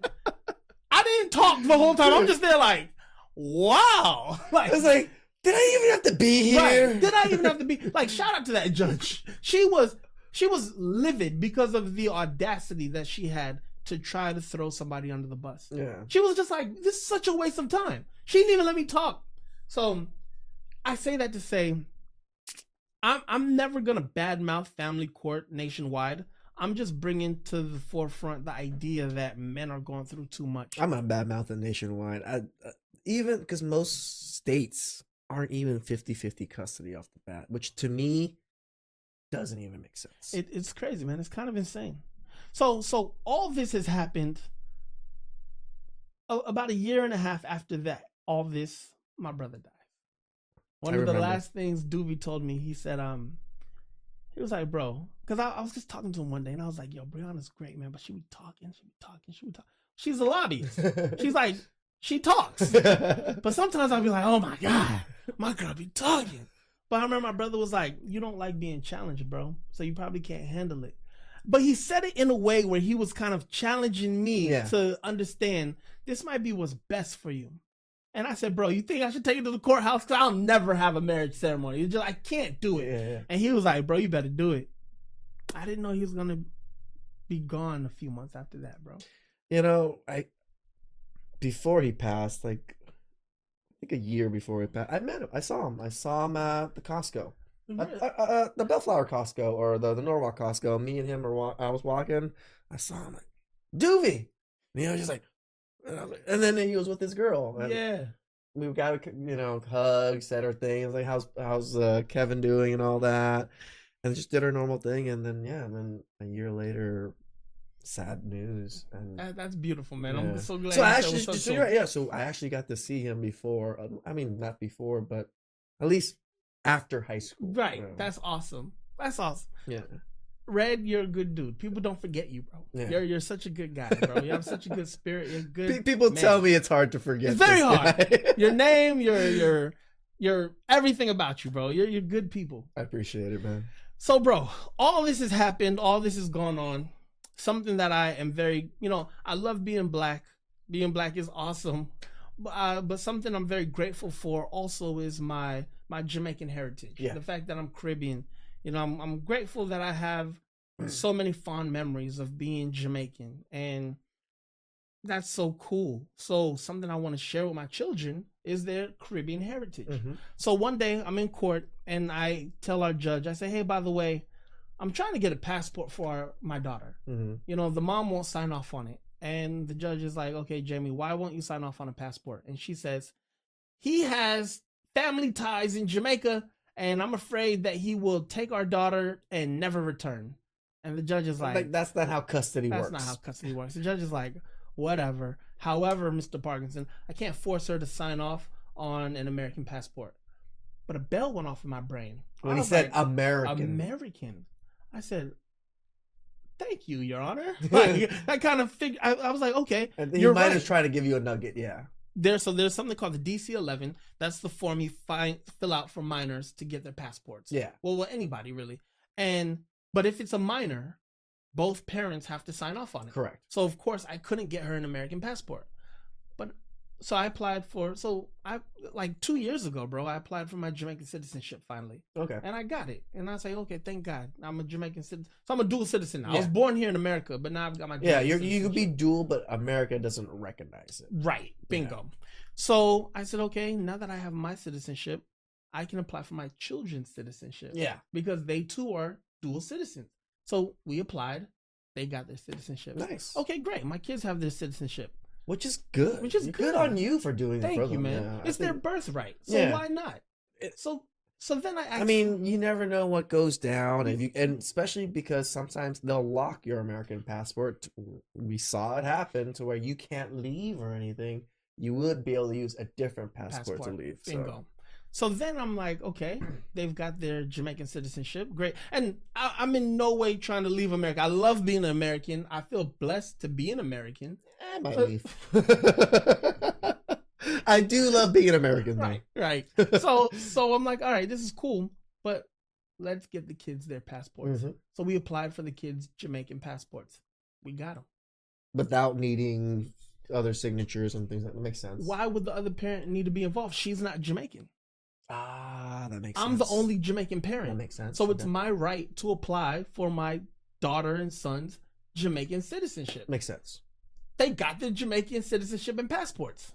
So I tell my wife, I said, Brie, I promised myself and I promised you guys we were going on our first international trip in 2024. and it's happening. We're going to Jamaica. Nice. And she's like, oh my God, this is so amazing.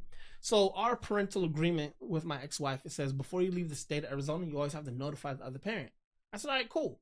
So I notified her, hey, we're going on a family trip for Thanksgiving, 2024.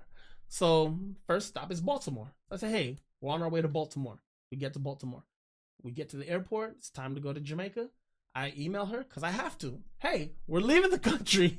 We're going to Jamaica. But did she have to consent? Or you just have to notify? No, she just legally has to know. Because if the kid's in your care, you can do whatever you want. You can go to the moon. Okay. You just have to tell the other parent. Gotcha. I'm going to the moon. And of course, you have to have the intent to come back. Correct. Because if you don't, you're violating your parental agreement. Okay. Because the other parent's parenting time can't be taken away. Also, you can't be like keeping the kid out of school. Okay. Because that's the state law also. Okay. So we're in Jamaica for 3 days, bro. Every day the mom's getting an email. Autumn's having a great time. She's loving it. She's loving me. Yeah, she's getting pissed every fucking day you guys are sending that shit. And bro, my ex-wife, her social media is all private. Private Facebook, Instagram. I don't know if she has Twitter. That's interesting. TikTok. Everything's private. And she is really truly an introvert then. Truly an introvert. Okay. She's truly set up this invisible fence so I can't see anything, which I don't care. That's fine. I've got to public everything. So I have nothing to hide. So I'm posting on pictures of our daughter every day, every second of the day. Hey, we're in Jamaica. We living it up. Hey, it was great. You know, look, these are my great-grandparents' grave sites. Like, yo. Yeah, like, she's fuming. Bro, I'm sure, bro. And I'm emailing her because, I can't expect social media to be, even though, like her stepmom, my ex-wife's stepmother is always looking at my social media. Yeah.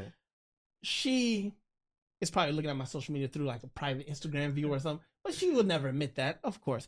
But I know she gets the emails. So I'm emailing constantly. Yo, we're having a great time, blah, blah, blah. So day 4 comes. It's the last day of the trip. Email the mother, let her know, hey, we're going to be back in Arizona at this time on this day. Keeping everything legal. Yeah. So as far as I knew, we could travel, of course, out of America on the Jamaican passport for our daughter. And coming back home, as long as we had the expired U.S. passport, and she's a minor, we could re-enter the country. Okay. Shame on me for not realizing during COVID that allowance was like revoked.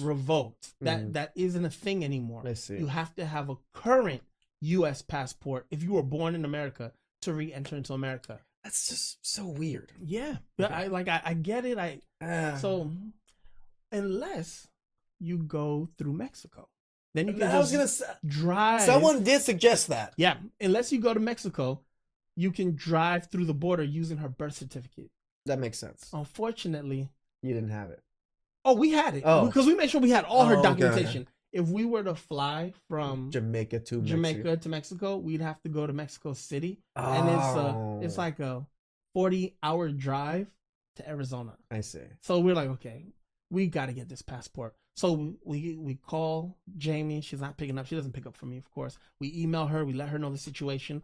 All of a sudden, she's replying now about the trip. I can't believe you're in Jamaica. How did you get permission to go to Jamaica? You didn't get my permission to go to Jamaica. Why does she have a passport? I didn't tell you she can have a passport. What are you doing in Jamaica? This isn't right. I'm taking you to court. Ah! Like, shut up. She's having a good time. She's having a ball. Also, we go to Montego Bay Airport. It's time to go home. And they're like, we're so sorry. This is a expired U.S. passport. You got to go to the U.S. Embassy and get her an emergency passport. So, make a super long story short, we go home. We explain to the mother what's going on. We say, look, we got to get on the bus, go 4 hours to Kingston, the capital of Jamaica, tomorrow, buy the $135 passport, come back to Montego Bay, and go home. So the mother, we think she's being cooperative. She's like, yeah, okay, all right. Playing the game. She's playing the game. What she ends up doing, calling the I forgot the name of the bureau, but there is a child protective agency in Washington, D.C. that specifically focuses on international cases of American children. She knew where to go. So she contacts them. She contacts Child Protective Services of Arizona, and she calls the police on me. So the police call me. I'm in Jamaica. I'm getting a call from the local police in Arizona. Hey, Jamie Williams said that, like, you're not giving her daughter? What's going on? I said, bro, I'm in Jamaica. And then the officer's like, what? I said, sir, I'm in Jamaica. I have emails with the mother. We've been communicating for the last 5 days. And he said, well, she said she hasn't heard from you. I said, bro, if you give me your email address, I'm going to send you all the emails. Not only this, Red, she contacted our daughter's school and said, just to let you know, it looks like Kevin's going to be in Jamaica a few more days. But no, she first said, I haven't heard from Kevin. I don't know where he is. I don't know where Autumn is. And her absences need to be marked as truancies. Because why would she make it so? Because last year she had a truancy officer schedule a meeting with me because our daughter kept being like 5 to 10 minutes late to school, because it's a 45-minute drive to our school, because she re-enrolled our daughter in a school that I didn't agree to because it's too damn far. Oh. She's trying to get more custody. Because she wants money. None of this is in the best interest of our daughter. Of course not. So all that happens. She sends a docket to the judge with all of her emails to the school. And I'm realizing that she's lying to our principal, saying she hasn't heard from me. So I CC'd her on email and emailed the principals and said, oh, by the way, here are all the emails of the last 4 days of our communication. She knows where our daughter is. Also, Brianna was constantly communicating with our daughter's teacher, telling her the situation, asking for homework, just making sure that, she's not falling behind. Properly. Right. And again, I'm like, a proper mother. Who is this woman, bro? Yeah. Who is, like, she's, keep trying to test the channel. Keep trying to test her, Red. She keeps passing these tests. So, okay. We are on our way on the bus going to Kingston. The mother is like, okay, I signed the DC-11. The temporary passport is waiting for you. Everything should be fine. We say, okay, great. Then, I'm emailing her some more, like, hey, just confirming that you signed this, this, and this. And she just stops communicating with me. I'm like, what the hell is going on? So 4 hours happen. I'm on the bus with my 2-year-old son, my wife, 8-year-old daughter, Kingston, Jamaica. A place we had no intention of being on this trip. Hop in a cab, go to the U.S. Embassy. The U.S. Embassy is kind of a scary place, bro. Is it? Yeah. Everybody's got guns. There's machine guns. There's barbed wire everywhere. Like, it's for real. It's a compound. It's a compound, bro. Okay. They're dead ass. I didn't realize that. Like it's the U.S. Embassy. The U.S. Embassy on any soil, dead ass serious. Like, they're not playing around, bro. You ain't finna raid this. You're not raiding us. Like, I'm like, okay, gotta respect it.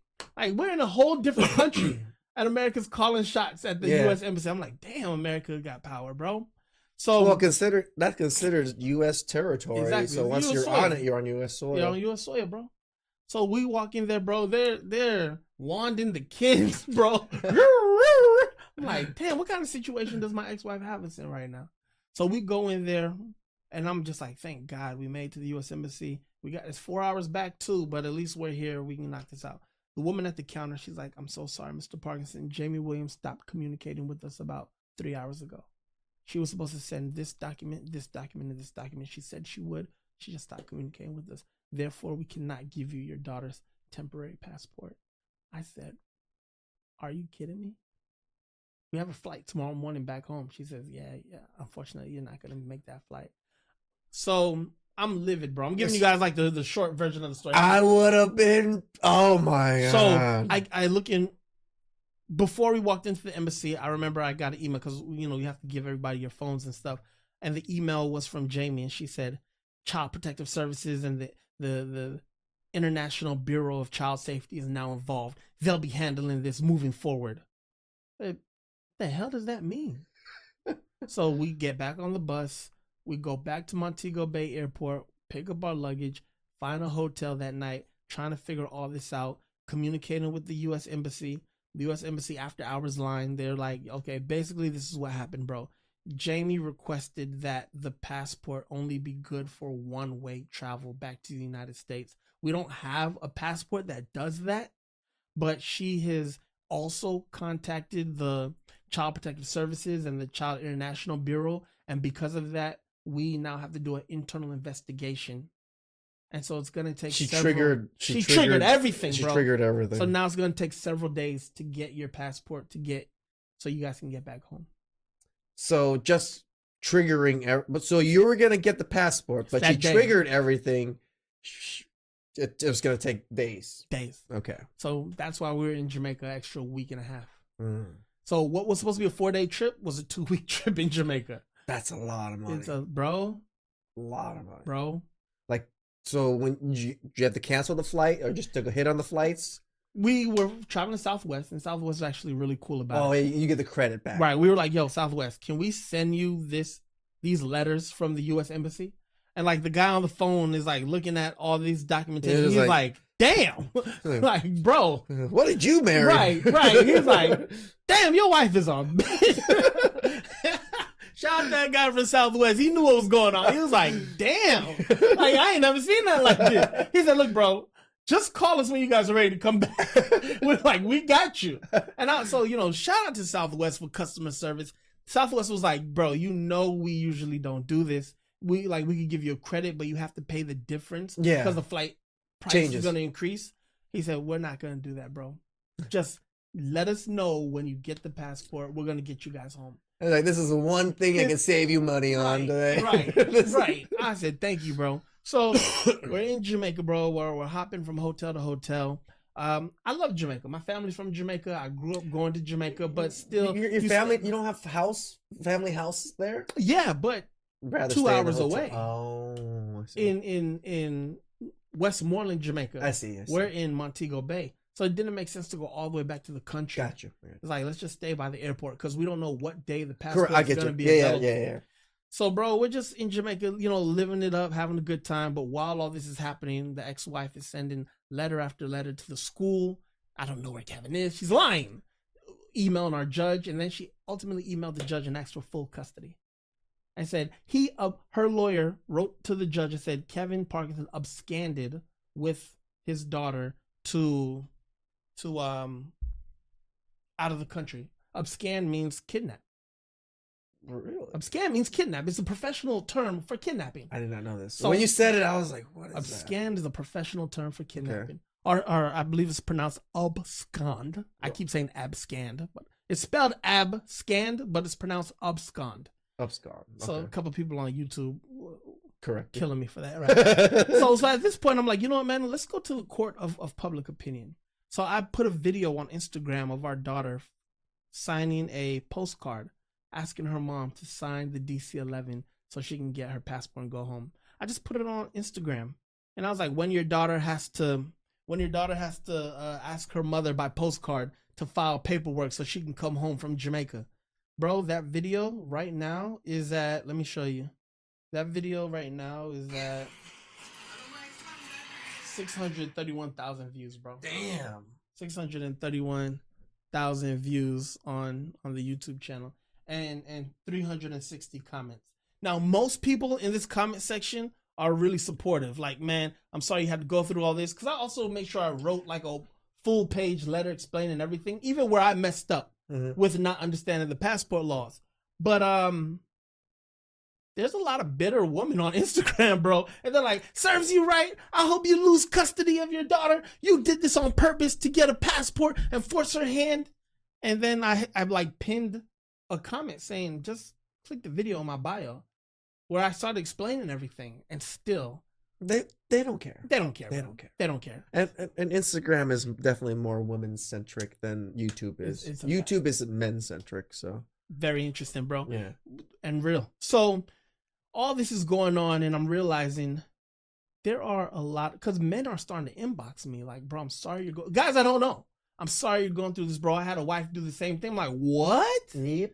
So we got an emergency court hearing, and the judge was like, I don't want to hear about why Mr. Parkinson's in Jamaica, whether or not he's wrong for being in Jamaica. I don't even want to hear about Mr. Parkinson, why you think what Jamie's doing is wrong.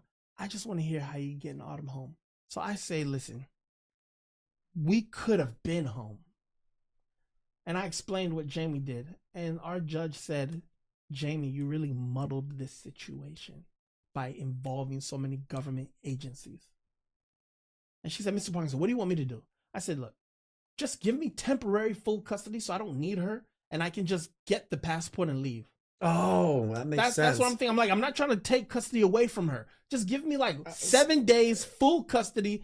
I'll get the passport. We're on the first thing smoking tomorrow. And then she asked Jamie and her lawyer, okay, what do you guys want? The lawyer said, hell no. Mr. Parkinson needs to pay for my client air travel to go to Jamaica, pick up the daughter, and leave. And me and the judge both said simultaneously, where's what passport? And the judge was like, Mr. Parkinson, I got this. And again, remember, family court, there's nobody's friend. They're supposed to be neutral. Yeah. But I appreciated her seeing that. Oh, like, it was a woman judge. It was a woman judge. She's like, with what passport, bro? Like, what are you talking about? You both need the same thing. So she said, okay, Jamie, you muddled this situation, but I'm not going to grant either of you full custody. All I'm going to say is this. Autumn needs to be back in Arizona by the 13th of December. If not, I then will have to make a decision. I don't know what the judge meant by that. That means he would have had to grant you full custody. Honestly, bro. I don't think it would have been temporary. Bro. Yeah. I'm like, the judge saw that you screwed this up and that you didn't have to. And you did it purposely. And you did it on, right. How was this in the best interest of our daughter if you wanted to see our daughter? Mm-hmm. Well, anyways, bro, waited a few more days. At this point, my wife and I were just praying every day. God, thank you for letting us have the financial means to be okay. But please, let's go home. I was sweating bullets for you. Man, thank you, Ray. Because all I think about is, I'm a money guy and numbers make sense to me. I was just like, the guy is there for an extra week and a half. Let me be honest with you. I like each freaking thing. Let me be honest with you. Let me be very honest with you. My wife and I had a trip planned to Mexico. Like a couple's trip. Like the end of the year getaway. Had to be canceled. My mother-in-law, my wife's mom, flew to Arizona to house sit and watch the kids for us while we were in Mexico. So she's in Arizona. And I made a decent amount of money during this past election cycle because a lot of different organizations needed a lot of video work in Arizona. Yeah. So I was sitting on a couple of checks at home that I hadn't cashed yet for my business. Good. So I had to ask my mother-in-law. I said, okay, I need you to go on this drawer. I need you to open up this box. I need you to grab these checks and I need you to go to my bank and deposit them for me. Again, this is what goes back to having a good personality, being able to talk to people. The guys at the bank know me. Yeah. Because I'm always in there. So they were like, you're Kevin's mother-in-law? And she put me on FaceTime. I'm like, bro, I'm in Jamaica. A way to circumvent that. She just takes the pictures. Right. And then sends you the picture and then you scan it with another phone with your bank phone. Bro, I've tried that before. It never worked for me. Really? I've done it before. Really? Yeah, I've done it. Yeah. Okay. I've done it. Also, I'm kind of paranoid. So I was like, I've done it. I didn't do it on a phone. I sent a picture. I took a picture of it, sent it to my PC, someone email wise, and I took a picture of this check on my PC. Really? And it worked. Yeah. Really? So I was able to deposit my check that way. So I didn't have to go drive 2 hours to go pick up the check. Got it. Yeah. Okay. Yeah. So it worked that way. So she deposited the check for me. All that money. That I'm thinking I'm going into the new year with all this money that I made doing all this video work. A little bit extra. It was all spent in Jamaica, bro. Had to be. So I'm grateful to God that I had it, but it sucks, bro. Like, damn, thousands of dollars. So, and I'm not gonna when you think you have a nest egg, right, and then something comes up. I mean, yes, at least you got to enjoy somewhat the money instead of just paying it out. Because guess what? For the rest of my life, this will be a great story. Yeah. Hey, I got 2 weeks in Jamaica. Yeah. It was fun-ish. Yeah. So finally, days and days are going. The ex-wife is just being chaotic. Finally, we get an email from the embassy. They're like, hey, Mr. Parkinson, just want you to know. Like, it wasn't even email, it was a voicemail. Hey, man, just want you to know. You can come pick up your daughter's passport. I said, oh, thank God. So she ended up, they were going to issue it anyway. They just the agencies had to finish up what they were doing. Bingo. So a week and a half later, we got the passport issued. So the next day, my wife and I agreed, like, I'll just go this time. I'm just going to hop on the bus, go pick it up, came back. And the next day we were gone, bro. The next day we were back in Arizona. And what day was it? It wasn't the 13th yet. It was the 12th. We got back Oh, like on the 12th, bro. too bad it wasn't the 13th, and we could have seen what We the could have seen judge what would have. the The right. judge I have inside. no idea. I don't see him siding with her or she siding Right. with her. So So we got back like super duper late that night, pretty much Friday morning, morning of the 13th almost. So we got back, gave my daughter to her mom the next day, and thinking everything's cool, right? No. Thinking everything's cool. This Christmas, what day is today? Today's the 28th. yeah. So 4 days ago, Christmas morning, or the day of Christmas, we split Christmas according to our parental agreement. Okay. I mean, at 2 p.m., I get my daughter back for the rest of the day. 12:46 p.m. Christmas Day, I get an email from my ex-wife. Because you had our daughter in Jamaica for 184 of my parental hours, I am going to keep her for Christmas this year. Is that allowed? No. No. Okay. You will not be seeing her. Your options are to get her at 9 p.m. tonight or tomorrow morning. I said, her bedtime, the audacity, bro. Her bedtime's 8 o'clock. Why would I even want her to be out that late? I said, bro, just keep her. I'll get her tomorrow morning. Wrote a letter straight to the judge and said, look, Your Honor, she's probably going to do this again on New Year's also. just to let you know, there is a huge vitriol that she has now. Ironically, she's the reason we were in Jamaica for the length of time we were, and now she's blaming me for it. So that's where we are as of right now, bro. And who knows when it'll stop. I'm trying to get another court date to let this all started. You know when it's gonna stop? When my daughter's 18? No, when you get full custody. Because then she has no say in whatsoever anything anymore. Yeah. And even then, it might not even stop. I've been trying so hard to be fair. And it's because we're men. Yeah. We don't want to like it hurts. We don't want to burn all these bridges just to get what we want, because it hurts me to think that somebody would try to take custody from me. Why would I want to do that to somebody else? But at this point, bro, I encourage all the men out there who are going through this, fight for your children. Don't stop. God is in control. God, Buddha, Allah, whatever power that you serve, there's a good power out there, and it sees what's going on. Yeah. It sees the truth. So just keep being good. I hope in this discussion nobody leaves this thinking, yeah, man, we hate women. We don't hate women whatsoever. We just hate injustice. Yeah. That's the problem. I think men see injustice more and they're more discomfort from it than women are, because as long as it tilts in their favor in any way, they don't see it. They don't see the injustice. Right. As long as it's tilted to their favor. But once it's tilted to our favor in any way, now it's all become a problem.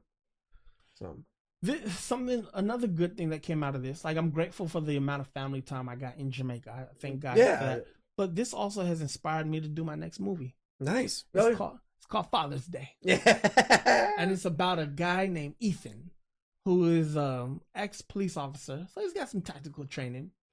And one night he's in the fight of his life for custody of his daughter. And I promise you, I'm going to produce that movie this year. It's going to be an action movie, bro. Let me know. I'll be a little extra in it. I'm fine to fly you out to Phoenix, bro. I'm so serious. Hey, I'll fly out to Phoenix. I don't mind. That would be awesome. I'm so serious, bro. That's what I'm like. You know what, God? Something good's gonna come from all this, and it really inspired me to start writing a script for my next movie. And my dream is to be making action movies like all the time. Nice. And I'm like, you know what, God? That's what I said. You gave me something. That's why I literally reference you as my friend is Tyler Perry. I appreciate like he makes movies. He makes pretty damn good movies. I appreciate he's not as big as Tyler Perry, but he makes his own movies. He's not beholden to Hollywood or anything like that. That's where I'm like, I think he gets a little bit more freedom.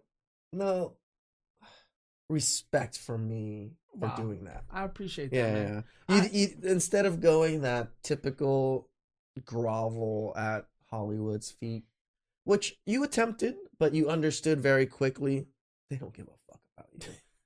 And you gotta give a fuck about yourself and then do what you want to do. And why should they? There's a million other guys out there. True. But like going back to Autumn Bailey, the producer that I know, she is very much what you could consider like an independent producer. She partners with studios, But because of that independent aspect she has, bro, she's She got a can take level of whatever freedom. job what she wants. Bro, she's got this level of freedom that is just like, I really aspire to that. Nice. I feel so, and again, because of YouTube, because of DSLRs, because we have the ability to buy microphones, and this technology has been accessible now. We can do it ourselves, man. I mean, what, my studio is not even that expensive, but it looks like an expensive It's amazing, studio. bro. It's really comfortable in here. Also, it's really nice. You know, but you get good sound quality. We get almost studio quality at our own home nowadays. But there's also that aspect of get to it. Attempt. Yeah. Doesn't matter. I love the stumble forward and stay confused is a big, saying I love to say. And you did just that, right? You see a vision. You wanted something. You didn't know how to really get it. You attempted this route. You couldn't make it. Guess what? You stumbled all the way over here. You made a movie here. And I'm like, oh, you know what? I'm going to stumble forward some more. Made another movie. Now you're where you are now. And you're still stumbling forward, trying to figure it out, right? Because we're never going to figure it out. No. You just constantly learn as you go. And if you think, once you think you know it all, is when you're going to probably fail. Come on, man. Yeah, that's when you're going to probably fail. Come on. One of my favorite lines comes from Nas in a song off of his album Illmatic. Was it Illmatic or Stillmatic? He said, I tried to learn the game, and the only thing I found incredible, everything I tried to learn, I already knew. And man, that line means so much. It means so many different things. He was saying it in the sense of he tried to, be a hustler in the streets. Yeah. And it did not work out for him at all. And he didn't learn anything. It's like it was a full circle. He learned nothing. And something that was incredible to me is during my time in Hollywood, when I was working like at Fox and things, and this isn't a diss to any of those companies, it's just the culture of Hollywood. Bro, it's exactly what they tell you it is on TV, bro. It's crazy. It's insane. And it's not for everybody. And, to the people who make it, shout out to them. But just the way I'm built, independent was better. Yeah. And so I'm just grateful for the opportunity. Because, bro, 20 years ago, we didn't have this technology. No. We didn't have the access. Nah. Like YouTube. And tell you the truth, the money that a lot of these things bring. Like, I can't wait for your channel to start blowing up when you start covering a lot more of the father issues and stuff. Trust me, I will cover your channel as I do all the other channels. I appreciate it. And it's nice to see other, like when you see your friends do well. There's two people, right? There's the people that are jealous, and there's the people that are just so beyond happy to see someone else doing well, because it's lonely at the top. Yeah. Right. And I've always known this because I've always, gone with a lot of entrepreneurs and things like that. So I always try to pull people up. Yeah. Right. But when you see someone else do it without untangent of you just get a revel of respect for them, because yes, I did it. He did it, but we did it independently from each other. That's what those are the friends that know what they're doing. Come on, somebody. Right? You know what they're doing. So Red, love you, bro. Love you too, Appreciate brother. you so much. It means a lot to me that you would even be interested in hearing the story. Dude, so thank you for letting me. When I saw the post, I was just like, oh, when you sent it to me, I was like, oh, hell no. Hell no. I'm going to cover this. I know, Red, it means a lot. Guys, I'm going to go out on a limb here and say something that I probably shouldn't even say. Red is such a friend. And don't do this, guys. Don't email him after I tell you this story. I'm just letting you know about the caliber of character he has.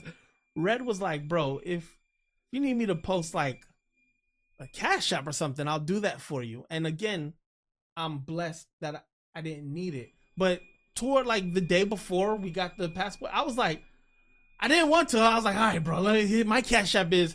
And he was literally willing to do that if I needed the help. Thank God didn't need it. But it means a lot to me that you were that willing to help, that you were going to ask your audience, like, hey, man, if you guys, it's not a requirement. Yeah. Like that meant a lot to me. Of course, as a man, you have pride, and Of you're like, course. I'm not asking anybody for no help. Yeah. And again, I can't say enough how grateful to God I am that I had the extra money.